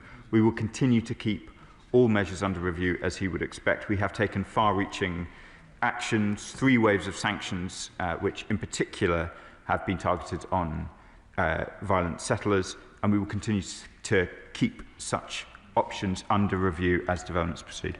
Samuel Wilson. Mr. Speaker, let's look at the facts behind Israel's strike. First of all, we had a bunch of terrorists who have been sitting in the safety of Qatar for years, organising and financing acts of terror, including the mass murder of civilians in Israel this week, and boasting about their involvement in it. Is it not an advance that those people are eliminated and it is made clear to them that they will face the consequences of the terror which they organise? And by showing them that they will be pursued, punished and will not win, is it not more likely you'll drive them to the peace table rather than continue their acts of terror? Minister. Mr. Speaker, we've condemned the strikes and I do so again.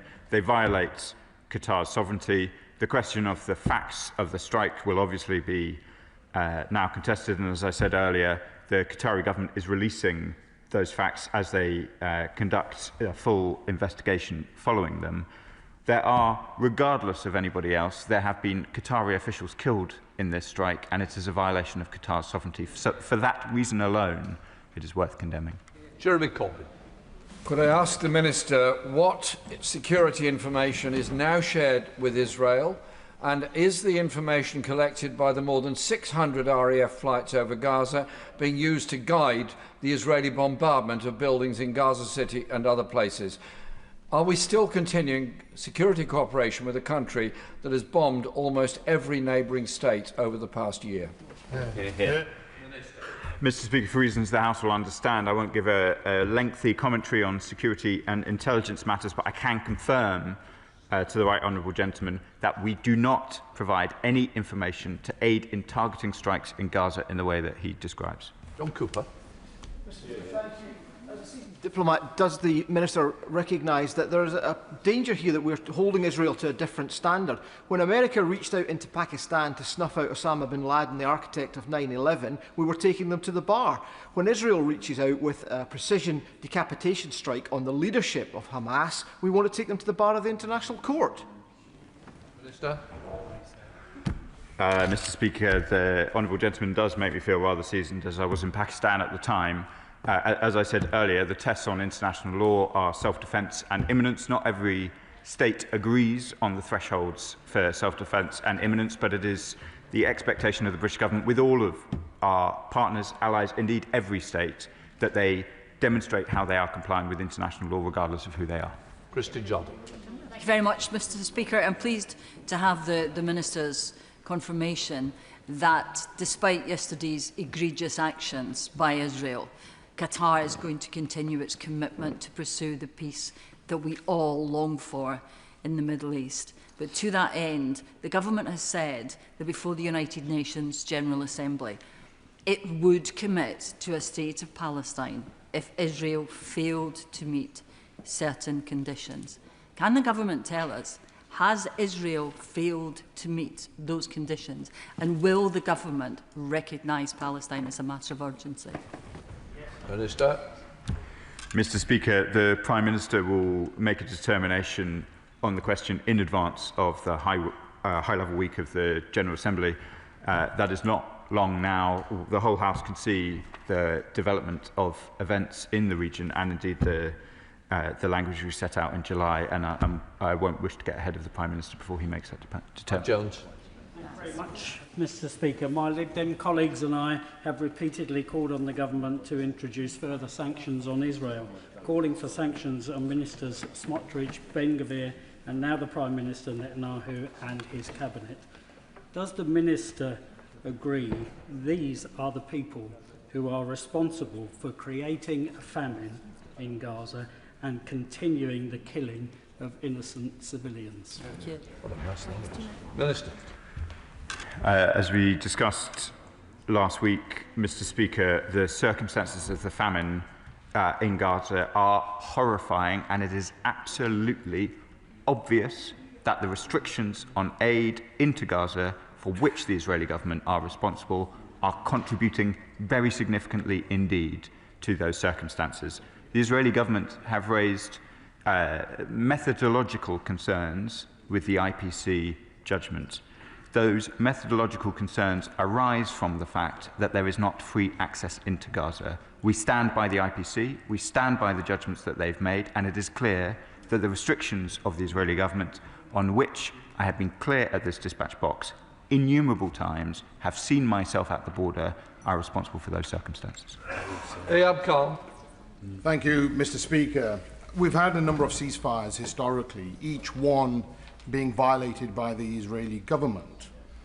This recent attack in Qatar is a clear example that the Israeli government is not interested in a ceasefire. It's interested in a genocide taking over the whole of the Gaza Strip and West Bank. We see that with their actions and with what they say in the public arena.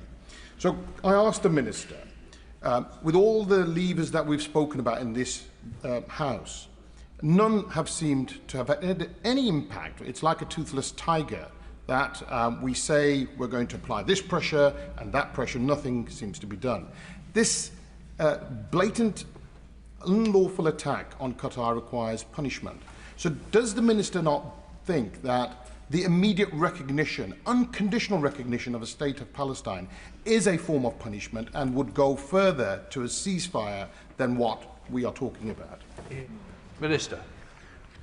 Mr. Speaker, I set out in response to the Honourable Lady's question earlier the process by which we'll make the determination on the recognition points that we set out in July. That point is very soon.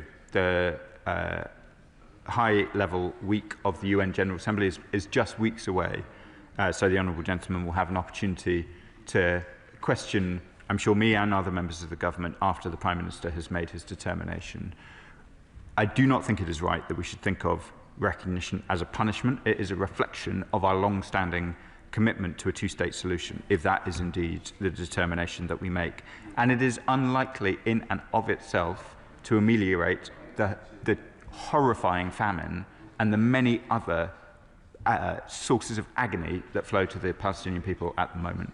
That does not mean it may not be the right thing to do if the Prime Minister makes that determination, but this House should not think that should we make that determination, that it will necessarily bring any immediate improvement in the humanitarian situation in Gaza. Richard Ford. Thank you, Mr. Speaker. Qatar has used its good offices for diplomatic negotiations for many years. Taliban representatives secretly arrived in Qatar 15 years ago and subsequently attended peace conferences in Japan, Germany and France. If the UK and our allies let these strikes by the Netanyahu-led government go, it could be a precedent for strikes on other intermediaries in the future. How is the government encouraging our allies to introduce sanctions on members of this far-right Israeli government? Mr. Speaker, I've set out the consultations with our partners that will be happening today and I'm sure over the coming days. He is right about the role of Qatar over the years, including the Taliban talks that took place there for some time, and we've discussed already the questions under international law about states striking other states. Drew George. Thank you, Mr. Speaker. In respect of sanctions, the Honourable the Minister will be aware that I asked the then Foreign Secretary last week whether he would support making sure that the UK had no involvement in the proposed LBET contract, that's either commercial or governmental, that there is absolutely no use of the Akrotiri airbase in Cyprus to the advantage of the Israeli military, and there's absolutely no trade with the illegal settlements in the West Bank. Yeah. Can we confirm that with the change of guard that position remains the same and that he will make sure that's followed through? Yeah. Minister. I can confirm that the British government's position remains that as set out by the then Foreign Secretary last week. Iqbal Mohammed. Thank you, Mr. Speaker. I joined the House in its condemnation of the attacks against civilians in Jerusalem this week. The impunity and military support afforded to the State of Israel over the past 77 years, and as it carries out the ongoing genocide in Gaza and wider Palestine, has emboldened its leaders to launch assaults in Lebanon, Syria, Iran, Tunisia, and now Qatar, killing thousands and forcing millions there to flee their homes across the region. Is the Minister not concerned that the British government's continued support for a rogue state perpetrating repeated violations of international law will lead to Israel invading other countries and undermine the UK's security and credibility on the world stage? And does he agree that Qatar has a right to defend itself against this unprovoked illegal attack? Minister. Mr. Speaker, I have set out our position in relation to a whole range of Israeli government actions with which we disagree. So I'm not sure I would characterise our position in the way that he did.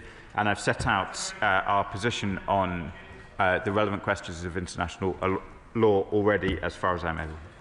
Alison Bennett. Thank you, Mr. Speaker.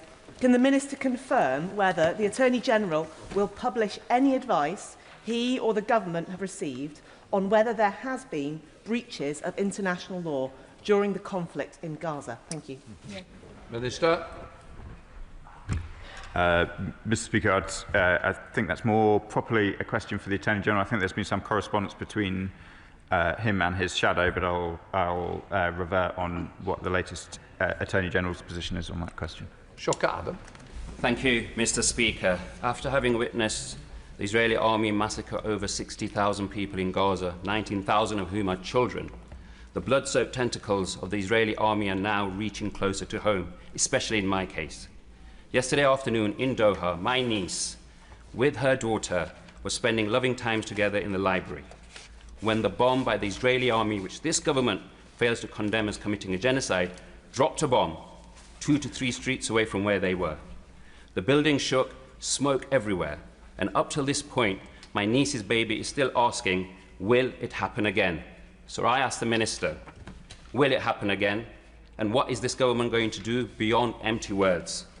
When are we going to call for a complete and utter arms sales, completely stopping every single arms sales to Israel, impose economic, political and social sanctions, and use all its power to get aid in desperately into Gaza? Yeah. Minister. Mr. Speaker, I think I've answered these questions on arms and sanctions already in this session. I want to be clear, we have condemned these strikes. We do not want to see them again. We are discussing these matters with our allies, including, we hope, at the Security Council this evening. We will no doubt keep the House updated as how those discussions go. Jim Shannon. Thank you, Mr. Speaker. Can I first of all thank the Minister for his very confident replies to the questions today and wish him well in the role that he plays. And these things are never easy, but the Minister, I think, has done quite well. Loss of life is regrettable, of course, in all situations. This House must also condemn the callous murders of 6 innocent Israelis, including 2 rabbis and women, the day before the attack in Doha took place. Does the Minister acknowledge that UK must share pertinent intelligence with Israel to ensure that targeted attacks take place so that Israel can cut the head off the Hamas snake? And then, and only then, can there be peace for Israel and Gaza by ensuring that the Hamas threat is targeted, eradicated and effectively? Minister. Mr. Speaker, I thank the honourable member for his kind words. I've set out clearly our absolute opposition to Hamas on a whole range of questions, but I've also set out our understanding of international law, why we condemn these strikes and why we do not want to see them repeated. Right, that completes the urgent question. We'll move on to the next one. Let the front bench change over.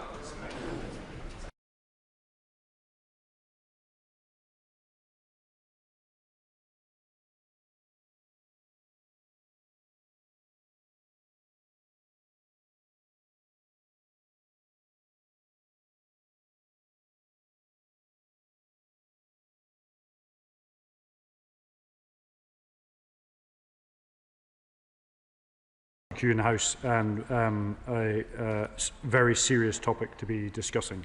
Last night, as we know, Poland shot down multiple Russian drones that had entered its airspace. Poland stated that the drones were part of a coordinated Russian attack on targets across the border in Ukraine, but it's a barbaric attack on Ukraine that they go through every evening, but this is an unprecedented violation of Polish airspace. Deep enough, indeed, for Warsaw Airport to be closed. I would like to thank, in particular, the Polish and NATO air defence forces for responding rapidly and effectively to protect the alliance. The areas affected were border regions in Belarus, on the border of Belarus and Ukraine. Poland temporarily closed the airspace and some airports. Emergency alarms were issued for the regions affected, but airspace and most airports have now luckily reopened. Mr. Speaker, Russia's actions are absolutely and utterly reckless, unprecedented and dangerous. It serves to remind us of President Putin's blatant disregard for peace and the constant bombardment of innocent Ukrainians face every day.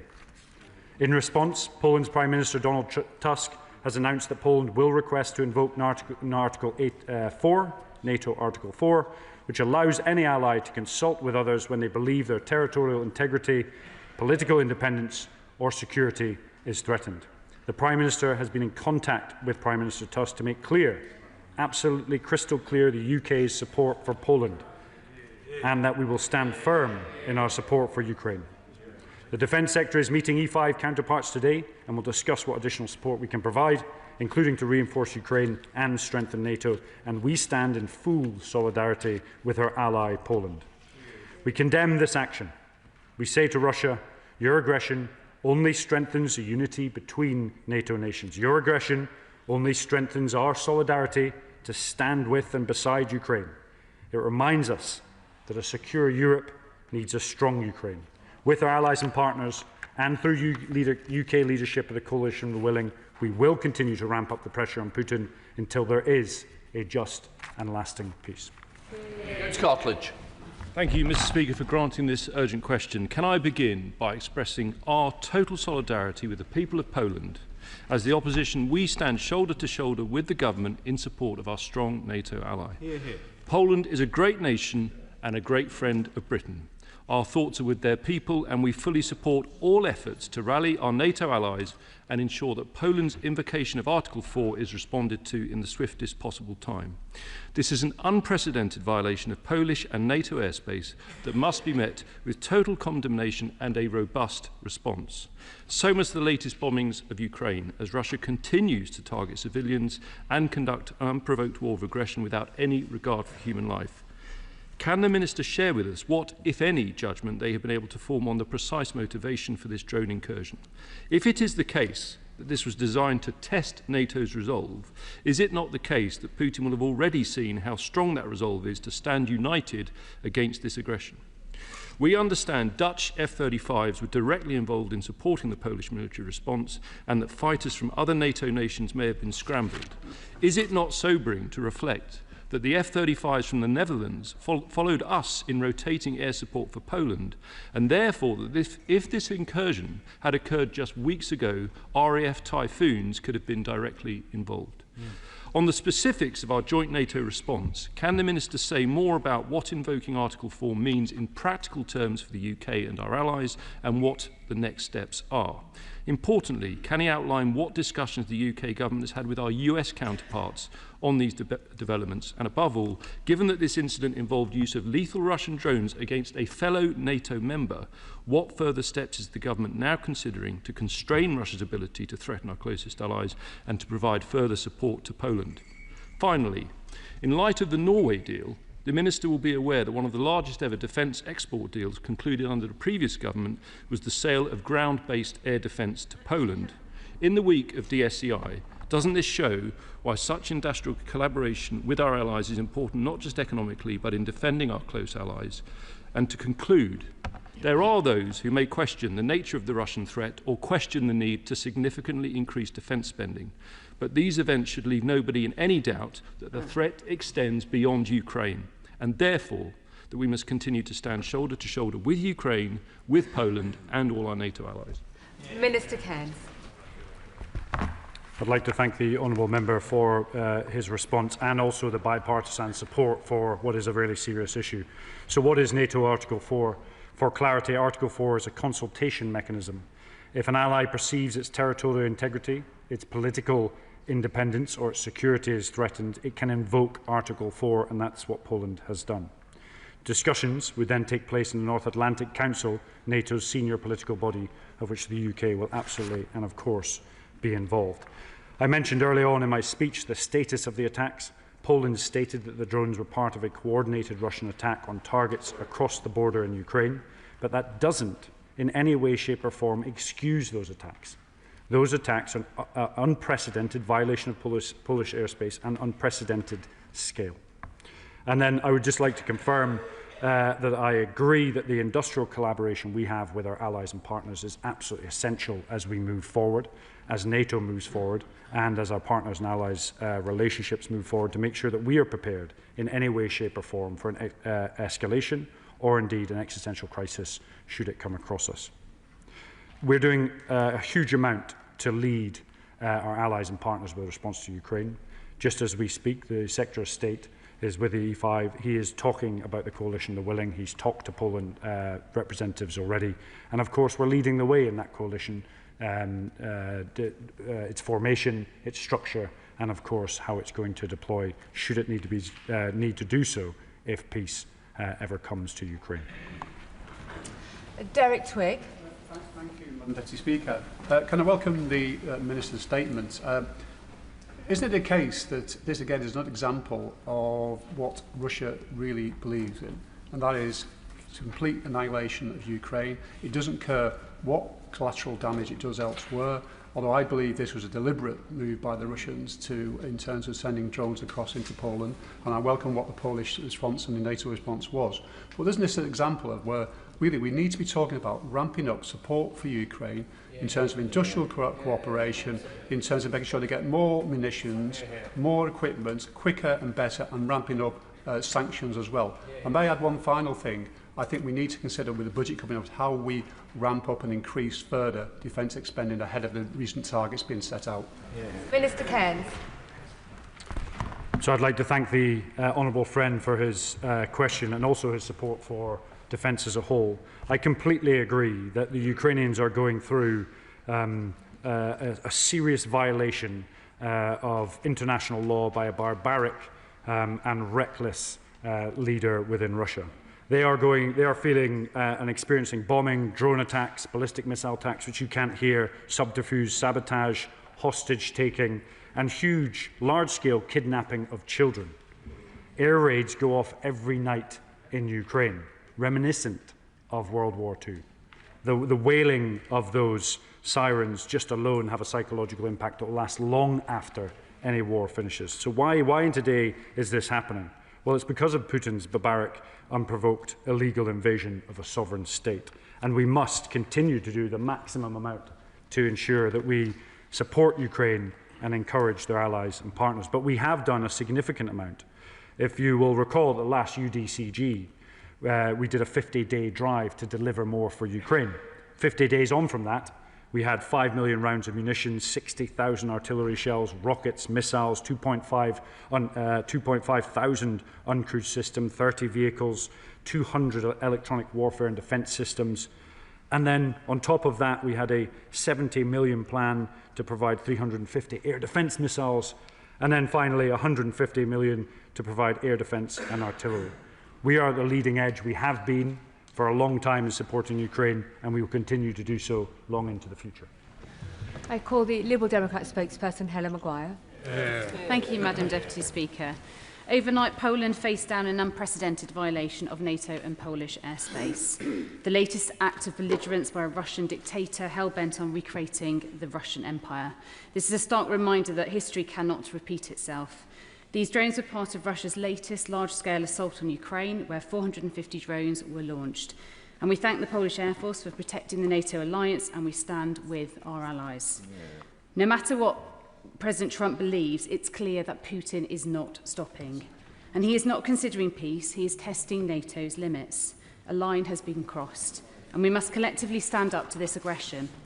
This government must take tangible action. So will the Minister take forward the Liberal Democrat proposals to end the import of products processed from Russian oil in third countries, stop UK companies shipping or ensuring Russian liquefied natural gas, and push for a further cut to the oil price cap? As Tusk said this morning, actions speak louder than words. The strongest action that we could take would be to seize the frozen Russian assets across the UK. So will the Minister commit to doing that today? Yes, Mr Cairns. I'd like to thank the honourable member for her contribution and, of course, her support for defence. I think she brought up a really valuable point, that those that don't read history are doomed to repeat it. This was an unprecedented attack. It was unprecedented violation of Polish airspace. We are working exceptionally hard with the Polish to ensure they have everything they need, and indeed our broader NATO alliance. We already have significant sanctions on Russia. And I know there's work going on between the Department of the Ministry of Defence and the Foreign Office to look how we can move that forward, and we'll update you in due course. Jonathan Brash. Thank you, Madam Deputy Speaker. The appalling attack on Ukraine and the violation of Polish airspace yesterday simply highlights the increasing and devastating use of drones in modern warfare. I've been contacted by Hartlepool constituents today expressing their anxiety and fear as to what this might mean for our shores. So could the Minister share the plans of the government to ensure that the UK's drone and air defence capabilities meet the challenge of the changes we're seeing in modern warfare? Minister. I'd like to thank the honourable member for his for his contribution, and you'll know that I'm pretty passionate about the need for us to increase our uncrewed systems portfolio. We've already committed within the Defence Industrial Strategy and in the SDR to create an uncrewed centre of excellence that will help us rewrite our doctrine and concept, but also integrate drones back into the military and ensure we have a high-low mix of 5th and 6th generation capability massed with low-end, hopefully, uncrewed systems. Every night, night on night, we have seen an increase in drone attacks on Kyiv and cities from Dnipro to Zaporizhia and to Kherson and back again. It is increasing on an unprecedented scale. Some could argue that Putin has been emboldened recently, but we are seeing it increase, and we must do everything we possibly can to support the Ukrainians. Mr Duncan Smith. Mr Speaker, recommend the honourable gentleman's statement just now and about our support for Poland. Of course, we have to support Poland, and it's quite right that we should do so. But I'd like to return him to the main issue here, which is Russia's intense bombing attacks on Ukraine. I recently came back from Ukraine, and you could, every night in Kyiv and Lviv and the other towns, people are being killed by this brute. So the question really remains for us, this is just an example of what is going on across the border at a greater scale. So I ask the government, have they really made overtures to the US President to say the time is over for these constant statements that we may do something, we will do something, we will do some sanctions? Surely now we have to get the US to massively up the level of sanctions, which is what Russia fears. Also, European nations have now got to be told you cannot buy any more oil or gas that has been run through India or wherever. That has to stop. We have to make that work, and we have to make sure that at the end of it all, that Russia now pays a penalty right now, and understand it. And will the British government please take this opportunity when the President comes over? Enough is enough. Please act and get this thing done. Minister. So I'd like to thank the right honourable member for his contribution and his stalwart support both on defence issues and issues of foreign affairs. Our sanctions programme has been pretty impressive to date, and I can almost guarantee that when the US comes over, there will be discussions on a whole range of topics, of which Ukraine will probably be central to it, alongside other issues within the UK. Imposing a penalty on Russia is exactly what we have done, and actually bipartisan, when the last government was in, led the way on. We led the way on equipment into Ukraine, and we are continuing to do that. We've seen a huge uplift in the amount of resources going into Ukraine, both financially and, of course, weapons, but importantly, industrial build across Europe. And that's not just in the UK, that's across all of our European nations, because industry is required to maintain the pace, the scale of this conflict, which I think have caught people out in the past. Clive Betts. Thank you, Madam Deputy Speaker. Could I follow on the question from the right honourable gentleman? The reality is that Putin's got emboldened, hasn't he, since he met President Trump? No longer is the pressure for an immediate ceasefire, only we'll get to a long-term, distant peace arrangement, which is not going to happen, as we all know. And the threat of further sanctions from the US, which he was really frightened about, has now apparently been taken off the table. So when President Trump comes over here, can my honourable friend engage with our colleagues in the Foreign Office to try and put pressure on President Trump to say we should recognise that the one thing that can be done now to get President Putin to back off and properly look at a ceasefire is further sanctions from the US to marry those that ourselves and European colleagues have put on? Minister. I would like to thank the honourable friend for his contribution, and that's three different people that have talked about sanctions, so it absolutely has sunk in, and we will discuss this with our cross-government colleagues in due course. I would not underestimate the ability of the Americans to act. It's down to the American people and the American government to decide so, but I wouldn't underestimate it over the short, medium or long term.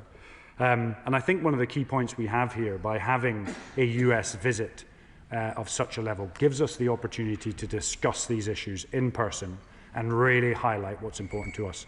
And it talks to the importance of being in the tent to have these discussions, both as a government and everybody and every party in this wonderful place.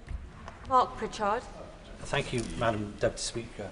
Let's be clear, it's no accidental violation of NATO's airspace, of course Poland's airspace, but as NATO members, one could argue it's actually a violation of our own airspace. And is it not clear that Russia is testing NATO's resolve, and Putin will ruthlessly exploit any real or perceived diplomatic, military or political weakness? And I get the Minister's point on calibration and proportionality. I get that. But what does a robust response mean?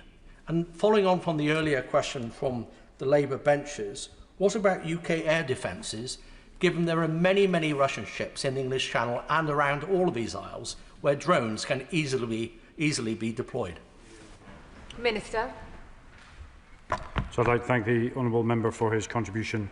The intelligence agencies will be able to provide the best analysis on this, so I'm not going to jump to conclusions as to the intentions of this attack. But it has been clear over several years now that there has been consistent testing of of NATO as a whole, whether that's 20,000 cyber attacks from hostile states in the last 2 years, whether that's the use of chemical radiological weapons on UK soil, and to name a litany of other incidents.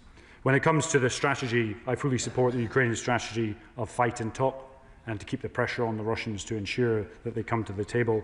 And I fully support a US-led peace process, but it must be central to the Ukrainians' view, and they must lead it from their perspective. Oliver Ryan, after which I will call Steve Darling. Oliver Ryan. Thank you, Madam Deputy Speaker. I'm glad to hear the Minister's resolve, and indeed the whole House's united condemnation and shock at these outrageous attacks. The UK must stand firm for NATO, with Poland and Europe, and increase our support actually for Ukraine and neighbours including Estonia, Latvia, Finland, Lithuania and elsewhere. What steps has the Minister taken, I think following on from the question before, to review our own defences in light of recent events? Minister. So, first of all, we are fully in support of our NATO allies and also, of course, our Baltic allies. The last time Article 4 was invoked was 2022, and that was by many of our Baltic allies, and that was on the invasion of Ukraine. It's been invoked 8 times, and the most recent one, obviously, this morning. When we talk about air defence, I'm not going to give the details of our operational capabilities here, but we have a suite of capabilities. What I would say, if you were to read the Strategic Defence Review, the Defence Industrial Strategy, there's a large proportion on industrial rebuild here in the UK and supporting our allies with joint ventures and partnerships to re-establish the military-industrial base of Europe in these unprecedented times. Central to that will be air defence. Steve Darling. Thank you, Madam Deputy Speaker. I understand that Ukraine holds approximately 190 billion frozen Russian assets. Press reports today suggest that they are showing a level of flexibility in their stance of releasing them as long as they get some legal guarantees from the European Union around risks that they may face. Is the government supporting the European Union to unlock this opportunity that could help support efforts in Ukraine? Minister. Thank you, the honourable member, for his question. We support the ability to get resources into Ukraine in any way, shape or form. On this specific matter, I will take that away with both the Home Office and our cross-government colleagues and get back to you specifically on the answer. Della Creasy. Thank you, Madam Deputy Speaker. Our constituents with links to Poland will be understandably terrified at last night's development, but they will also be reassured that the Polish people, just as the Ukrainian people, do not stand alone. NATO Supreme Headquarters confirmed that last night we saw not just Polish air defence, but Dutch F-35s, German Patriot batteries and Italian early warning aircraft, all involved in the mission. Now, the EU High Commissioner has talked about increasing their involvement in the Eastern Shield project, which we are already part of. Can the Minister update this House about his conversations with our European counterparts about last night and what more we will do to stand with the Polish and the Ukrainian people? Minister. I'd like to thank the member for her question. And first of all, I'd like to thank both Polish and NATO air defence forces for the disrupting that attack that took place yesterday. As you'll know, the Defence Secretary is with the E5 at the moment, and they've discussed a specific issue. And as we look forward, we are working towards a bilateral defence and security treaty with the Polish. Ben Obsujecti. Thank you, Madam Deputy Speaker. I recently visited the Royal Air Force in Poland during their recent deployment in the enhanced NATO air policing role on Obchesman and saw firsthand RAF Typhoons scramble to intercept a Russian SIGINT Kut Alpha.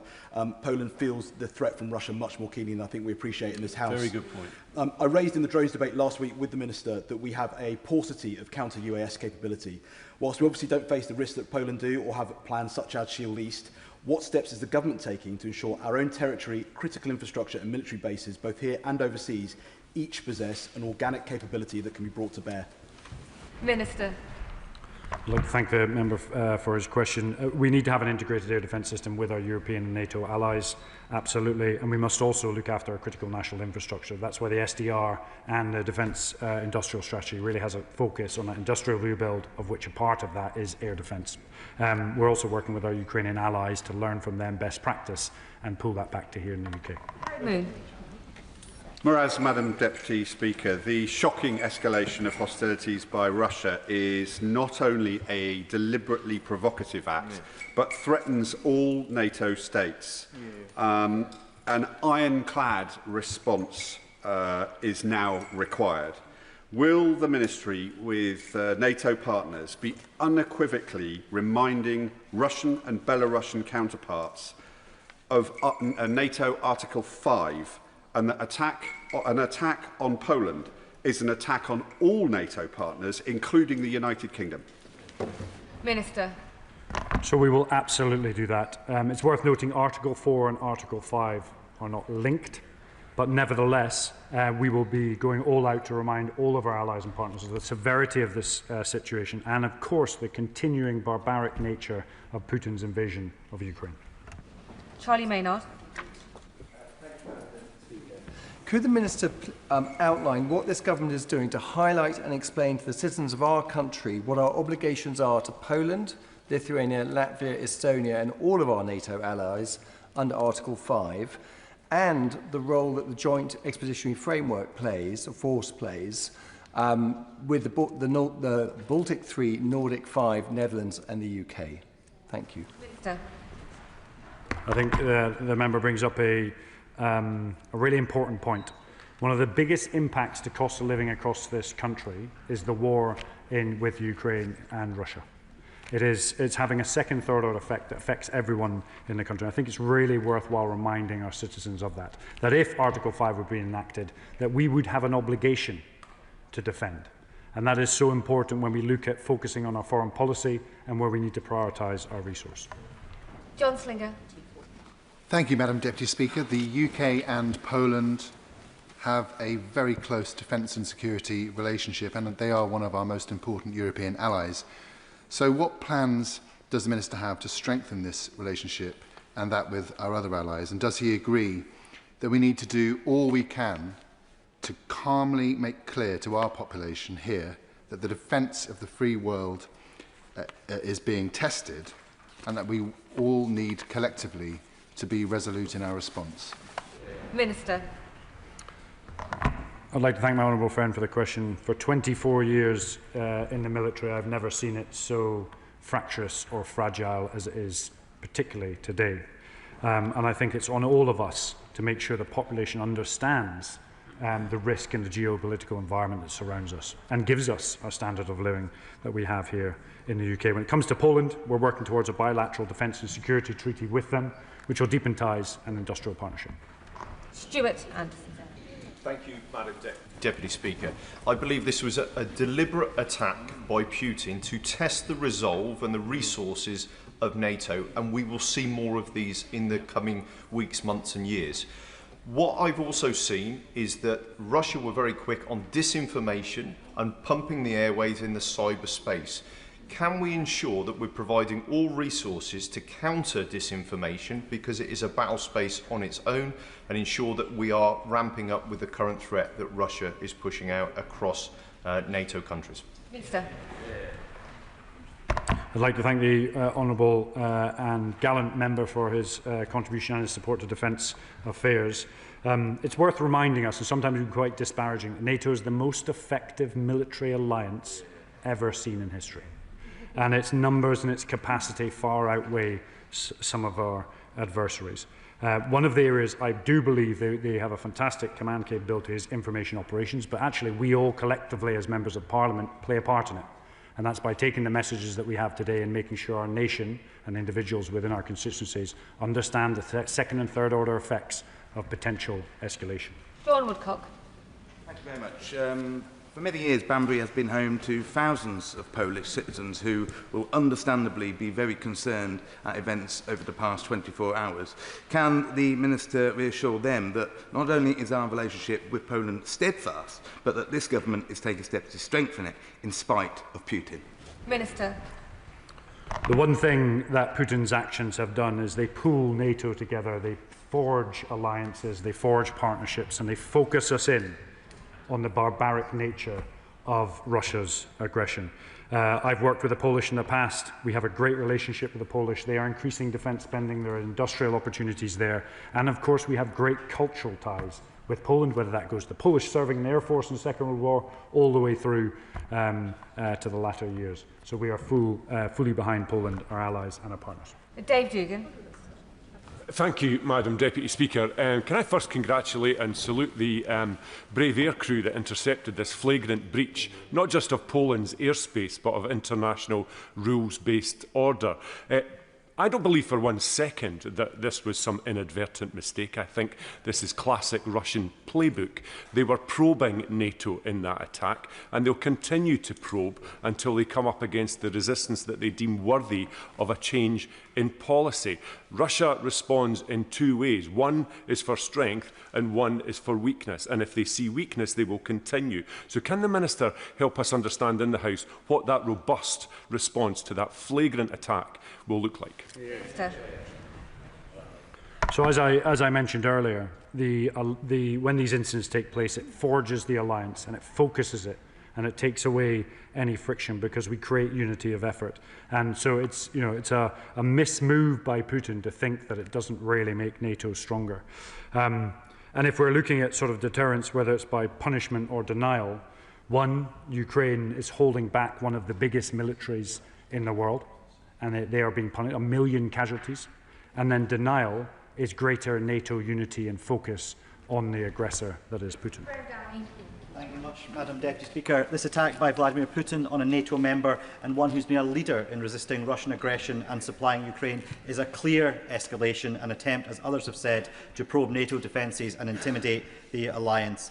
Can the Minister assure me that the UK and NATO will not be intimidated and that the Government is considering robust military options to stand up to this bully in Moscow? And closer to home, can he assure me that these attacks will also confirm the urgency to escalate and accelerate our own development of the Type 83 frigate and future air defence system so our country is fully protected in the future as well? Minister. I'd like to thank the honourable friend for his contribution to defence. He's a stalwart champion of both Ukraine and defence as a whole. I have never been intimidated in my life. We as a country will not be intimidated. We will not be intimidated, and neither will NATO. And I would just like to reiterate our defence industrial strategy is absolutely critical. Giving weapons to Ukraine is one thing. Building industrial capacity to generate mass is actually how you win wars should you be caught up in one. And that's why the SDR's first 70 pages are all about industry. Sir Oliver Dowden. In the Minister's excellent response, he talked about the geopolitical situation. During my time in office, I saw more and more cooperation between Russia, China, North Korea and Iran. And he talked about the emboldenment of Putin. Does he share my concern that the recent show of unity at the Organisation for Shanghai Cooperation summit in China may well have emboldened Putin? And in response to that, it should be a wake-up call for Western democracies, all Western democracies, to stand together in defence of their mutual values. Minister. So I absolutely agree that we must stand together for those mutual values, whether that's the right to independence, the right to self-determination, collective security, etc. Yes, he may feel emboldened, but I would argue his actions today has actually strengthened the alliance. It really does galvanise, and I can guarantee the discussions with the E5 and NATO that take place will be absolutely focused at Russia. And that then drives economic growth, it drives spending into defence, and so I would argue it's not just a shot across the border, but a shot in the foot from Putin. Mr Nash, if you are finally comfortable in the chamber, you seem to have bounced around every seat on the back row. Are you ready to ask a question? James Nash. I apologise for moving. Poland is one of our closest European allies with a long shared history, and in my region of the East Midlands, that is embodied in our large British-Polish community, whose roots go back over 80 years. In light of last night's attack, what are the government's plans to strengthen our deterrence on NATO's north-eastern flank? Minister. I think Poland is one of our strongest allies. Poland is interestingly building one of the biggest land forces in Europe. Its recapitalisation programme is of a significant scale because it has a large, obviously, land border. And so, from my perspective, working with them towards that bilateral defence and security treaty is absolutely essential from our perspective due to the industrial and bilateral benefits that will bring. We stand side by side with the Polish, no questions, no doubts, and we stand absolutely at the centre of NATO defence policy. Manuela Petgela. Thank you, Madam Deputy Speaker. In my constituency of Stratford-on-Avon, we also have a large Polish community who have been alarmed to see Russian drones violating Polish airspace. We all know that if Ukraine were to fall to Putin's aggression, Poland would be next in his sights. How is the government intending to support Poland in defending its sovereignty, and what steps is the government taking to strengthen our own security? Minister. I'd like to thank the honourable member for her contribution and thank the Polish members of our constituency for supporting Poland during these times. We have a multitude of different capabilities we've had in Poland that have rotated through. For example, as mentioned by the opposite benches, was our NATO enhanced joint air policing, which just stopped a couple of months ago and was rotated around. We also have a light cavalry squadron there working with the Polish and the US as well. But they are also a central pillar to the coalition, the willing, as we move forward. So everything is done by, with and alongside our Polish allies. Jacob Collier. Thank you, Madam Deputy Speaker. Can I join the Minister in his condemnation of this clear escalation against our Polish allies? My honourable friend will know that in my constituency of Burton and Uttoxeter we have a large Polish diaspora who are extremely concerned about their country and fearful of further Russian attacks. What assurances can he give to the Polish community in my constituency but across the country, and what work will he do across government to support the Polish community at this difficult time? Minister. The assurance we can give is that NATO is the most effective military alliance of all time, and Poland, the UK and our allies sit central to that. The centrality of that alliance is the best form of deterrence and therefore the best form of assurance to both people in your constituency and across the whole NATO alliance, and is central to our defence policy as we move forward. Dr. Andrew Murphy. Speaker, President Zelensky has been consistent in his argument that the invasion of his country is just the beginning and that we are all in the crosshairs. And he made that argument very forcefully, famously, in the Oval Office. Does the Minister not agree with me that what has happened in relation to this violation of Polish and NATO airspace completely vindicates President Zelensky? Minister.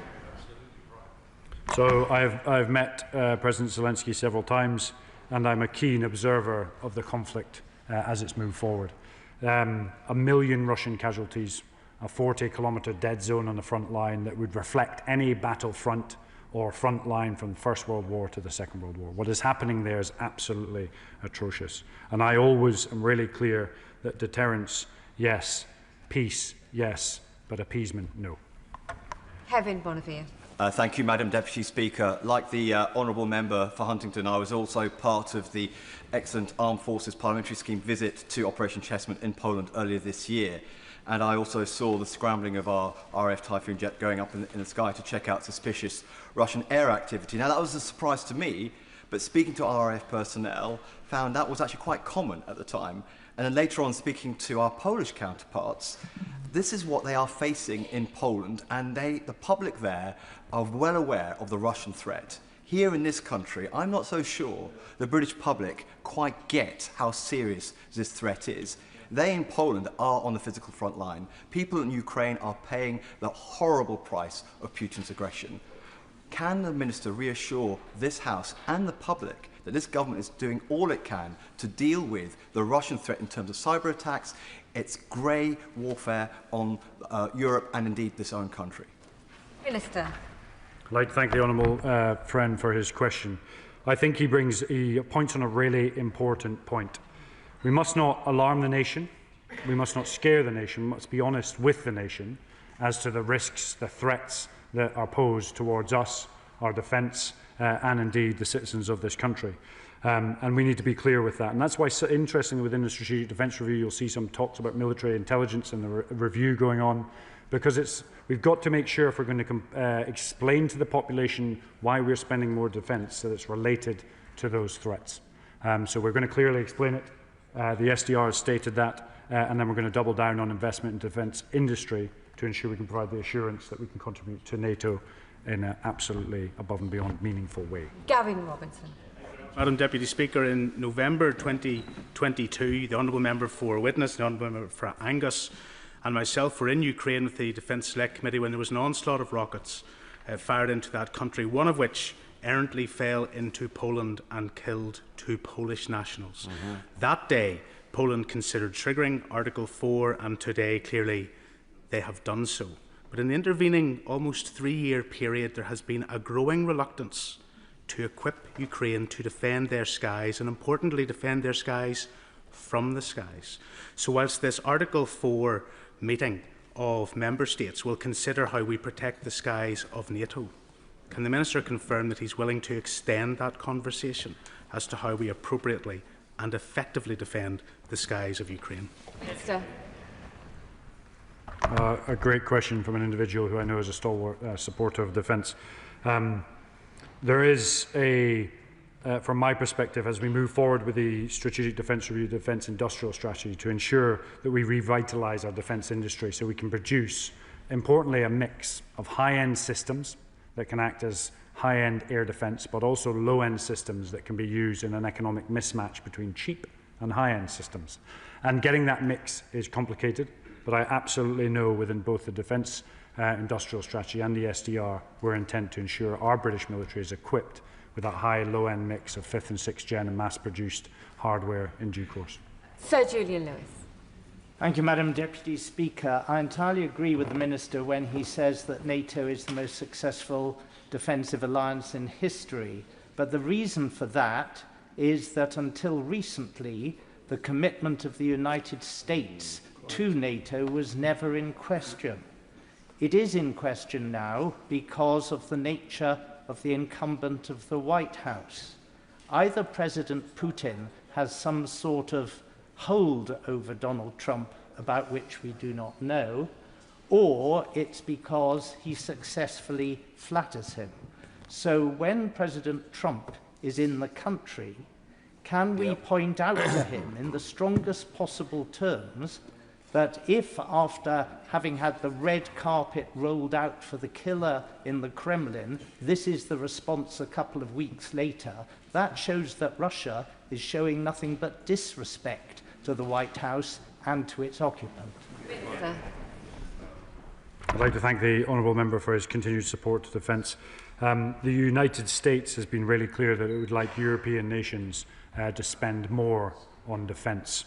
It obviously has a multitude of different threats that it has to deal with. What I would say is the US President comes to the UK, we are in the tent. We're going to sit down with him and we will discuss these issues in detail. Jess Brown-Fuller. My respect for the bravery of the Ukrainian children, Vladimir, Valeria and Roman, who came to Parliament last night to share their stories as survivors of Putin's war of aggression. Putin's action last night over Polish airspace was a deliberate move to test NATO's reaction, and the response must match the moment. So will the Minister please push for a cohesive plan to seize those frozen Russian assets and funnel them to support the humanitarian mission to support Ukrainians' incredible and inspiring future generation? Minister. My heart goes out to both those children and everyone in Ukraine who's going through this and has done for several years now. And I can guarantee the honourable member that there are discussions ongoing now about how we can push the system more to pressure Russia into coming towards the peace table. Deputy Speaker. The Minister agreed with my honourable friend that industrial collaboration between the UK and Poland is an important part of our relationship. A key part of this is primarily focused on ground-based air defence, and these events surely underline why that is so critical to ourselves and our allies. So can he just say what progress there has been on the UK-Poland joint Future Common Missile Programme to create longer-range ground-based air defence for both nations? Minister. So I don't have the detail on the industrial partnership. I can write back to you in due course. Air defence is critical, as is making sure that we can secure our oceans, our subsurface and, of course, land. Jim Alistair. Deputy Speaker. It's good that across this House there is universal recognition that last night was an attack not just on Polish airspace, but on NATO airspace. And in terms of the response, could I bring the Minister back to the question of sanctions? We have sanctions on Russian crude oil, though sadly there's at least one NATO country which doesn't implement that. But in terms of refined oil, are we not in this country importing considerable quantities of Russian crude oil refined down? And in the recent trade deal with India, was there any attempt to put any restraint upon that? On the latter point, I will engage my cross-government colleagues and look into the detail. What I would say is putting pressure on Russia is absolutely our priority to bring him to the peace table in due course, and we're working exceptionally hard to deliver that. James McCleary. The Minister was quite right to describe this violation of Polish airspace as unprecedented, but I'm sure he'd agree it's not isolated. In fact, it represents the latest escalation in Russia's campaign of attacks on Central and Eastern European NATO allies. Just last year, shopping centres in Vilnius and Warsaw were set on fire, and the leaders of those countries pointed the finger very firmly at Russian military intelligence. Just last week, a jet carrying the President of the European Union suffered a cyber attack which was initiated by Russia. They're clearly not deterred by the current measures in place. So as a leading military power in Europe and in NATO, could the Minister outline to me what we can do to enhance and reinforce the capabilities of our NATO allies who are on the front line of this confrontation with Russia? Minister. I can tell the honourable member we're doing that right now. The Defence Industrial Strategy, the Strategic Defence Review, Industrial Rebuild will ensure that we have the right arms and enough of them to reinforce the deterrence and, if called to, fight and win. Thank you very much, Madam Deputy Speaker. Russian drones over Poland suggest that Putin is testing NATO's resolve to support its members. Can the Minister push the Prime Minister to urge President Trump and the members of the G7 to produce a cohesive plan to seize the $300 billion in frozen Russian assets held in their countries and funnel this money to the Ukraine front line? That money would then transform Zelensky's efforts to repel Putin's illegal war machine. Will the government commit to doing this? Minister. The United States is one of our most critical allies, and when the President of the United States visits the UK, there will be a multitude of different discussions, particularly focused on Ukraine, European security and, of course, NATO. Adam Dance. Thank you, Madam Deputy Speaker. Does the Minister agree that we need to take stronger steps to deter Putin, and that starts with seizing billions in frozen Russian assets across the UK and using them to support Ukraine in its fight against Russia, because Putin has showed if you give him an inch, he'll take a mile? Minister. As mentioned previously, we've got to continue to push and pressure Putin to bring him to the peace table, and that contains a whole suite of different capabilities, whether that's providing arms to Ukraine all the way through to sanctions, and we'll continue to do so. Richard Ford. Thank you, Madam Deputy Speaker.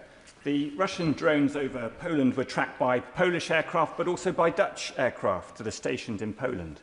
And it reminds us that 4 years ago, Putin sought a rollback in NATO deployments from Central and Eastern Europe. In 2021, Russia demanded outrageously that NATO allies deploy no forces in countries that joined the alliance after 1997. Does the Minister agree that had the US acceded to those demands, we might be seeing devastating consequences in Poland today. Minister. So interesting when we talk about deterrence. There are huge multinational NATO exercises take place every year. I myself was the Chief of Staff of the Carrier Strike Group on 2021, the date you mentioned, which was cold response, which is the biggest naval exercise in several years to the High North. We demonstrate to Russia on multiple different occasions how effective the NATO alliance is, and if called to, how it will fight and win. Van Merlo. Madam Deputy Speaker, may I give my thanks to the Polish and Dutch air crews who were involved in the defence of Poland's airspace last night. The seats in their jets may have been manufactured and tested in my constituency on Chargrove Airfield, but that airfield could be demolished thanks to proposals by Homes England to build a new town there. Will he meet with me to address urgently this threat to the UK national security? Yes. Final question, Jim Shannon. Thank you, Madam Deputy Speaker. Can I congratulate the Honourable and gallant Minister for his elevation, well deserved. Also congratulate him on his comments and says he will not be intimidated. He speaks for us all. Indeed, I can almost feel a poster campaign coming on, and as it should be to stand firm. The incursion of Russian drones into a NATO member nation is a slap in the face of the very idea of NATO and must be dealt with effectively and immediately. What discussions will be had within NATO collectively to holding and determining a robust response to the testing of our borders and the resolution to stand fast against Russia? Thanks so much. I'd like to thank the honourable member for his question and his support for defence. There are discussions ongoing in the E5 as we speak. The NAC has sat and will continue to discuss this issue, and I can guarantee you that the UK will be at the very centre of those discussions, and no one will intimidate this great isle at all. That is the end of the urgent question on violation of Poland's airspace by Russian drones. Point of order. Point of order, Gregory Stafford.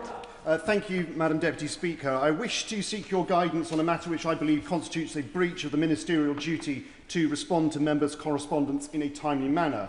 On the 28th of November last year, I wrote to the now former Secretary of State for Science, Innovation and Technology to raise concerns about the absence of legislation requiring service providers to give residents notice before installing large cables on their properties.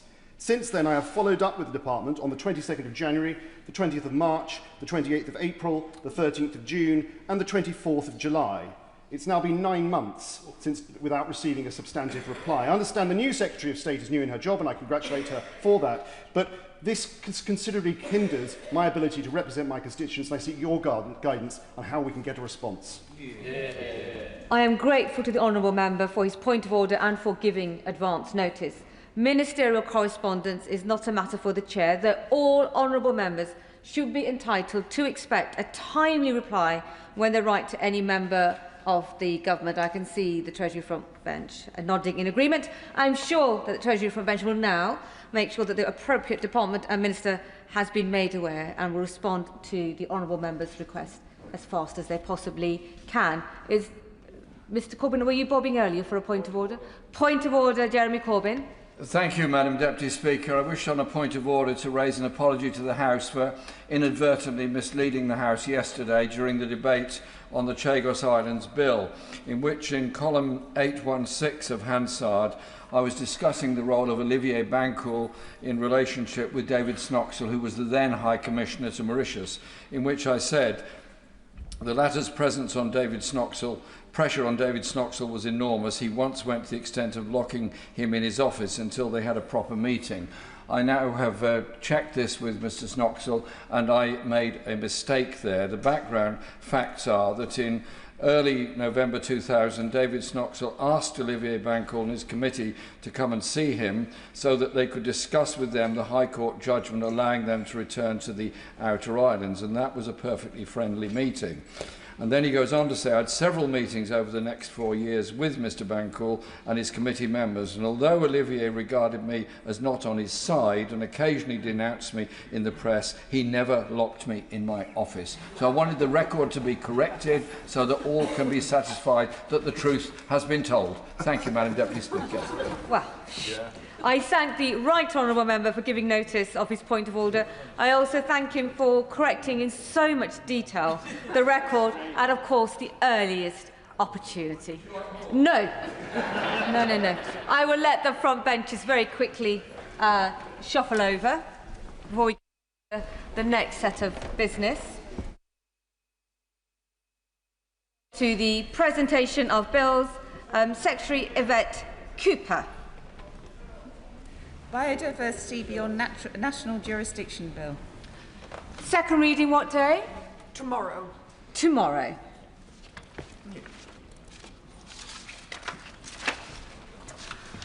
I now move on to the 10-minute rule motion, neurodivergent screening and teacher training. And I go to Adam Dance.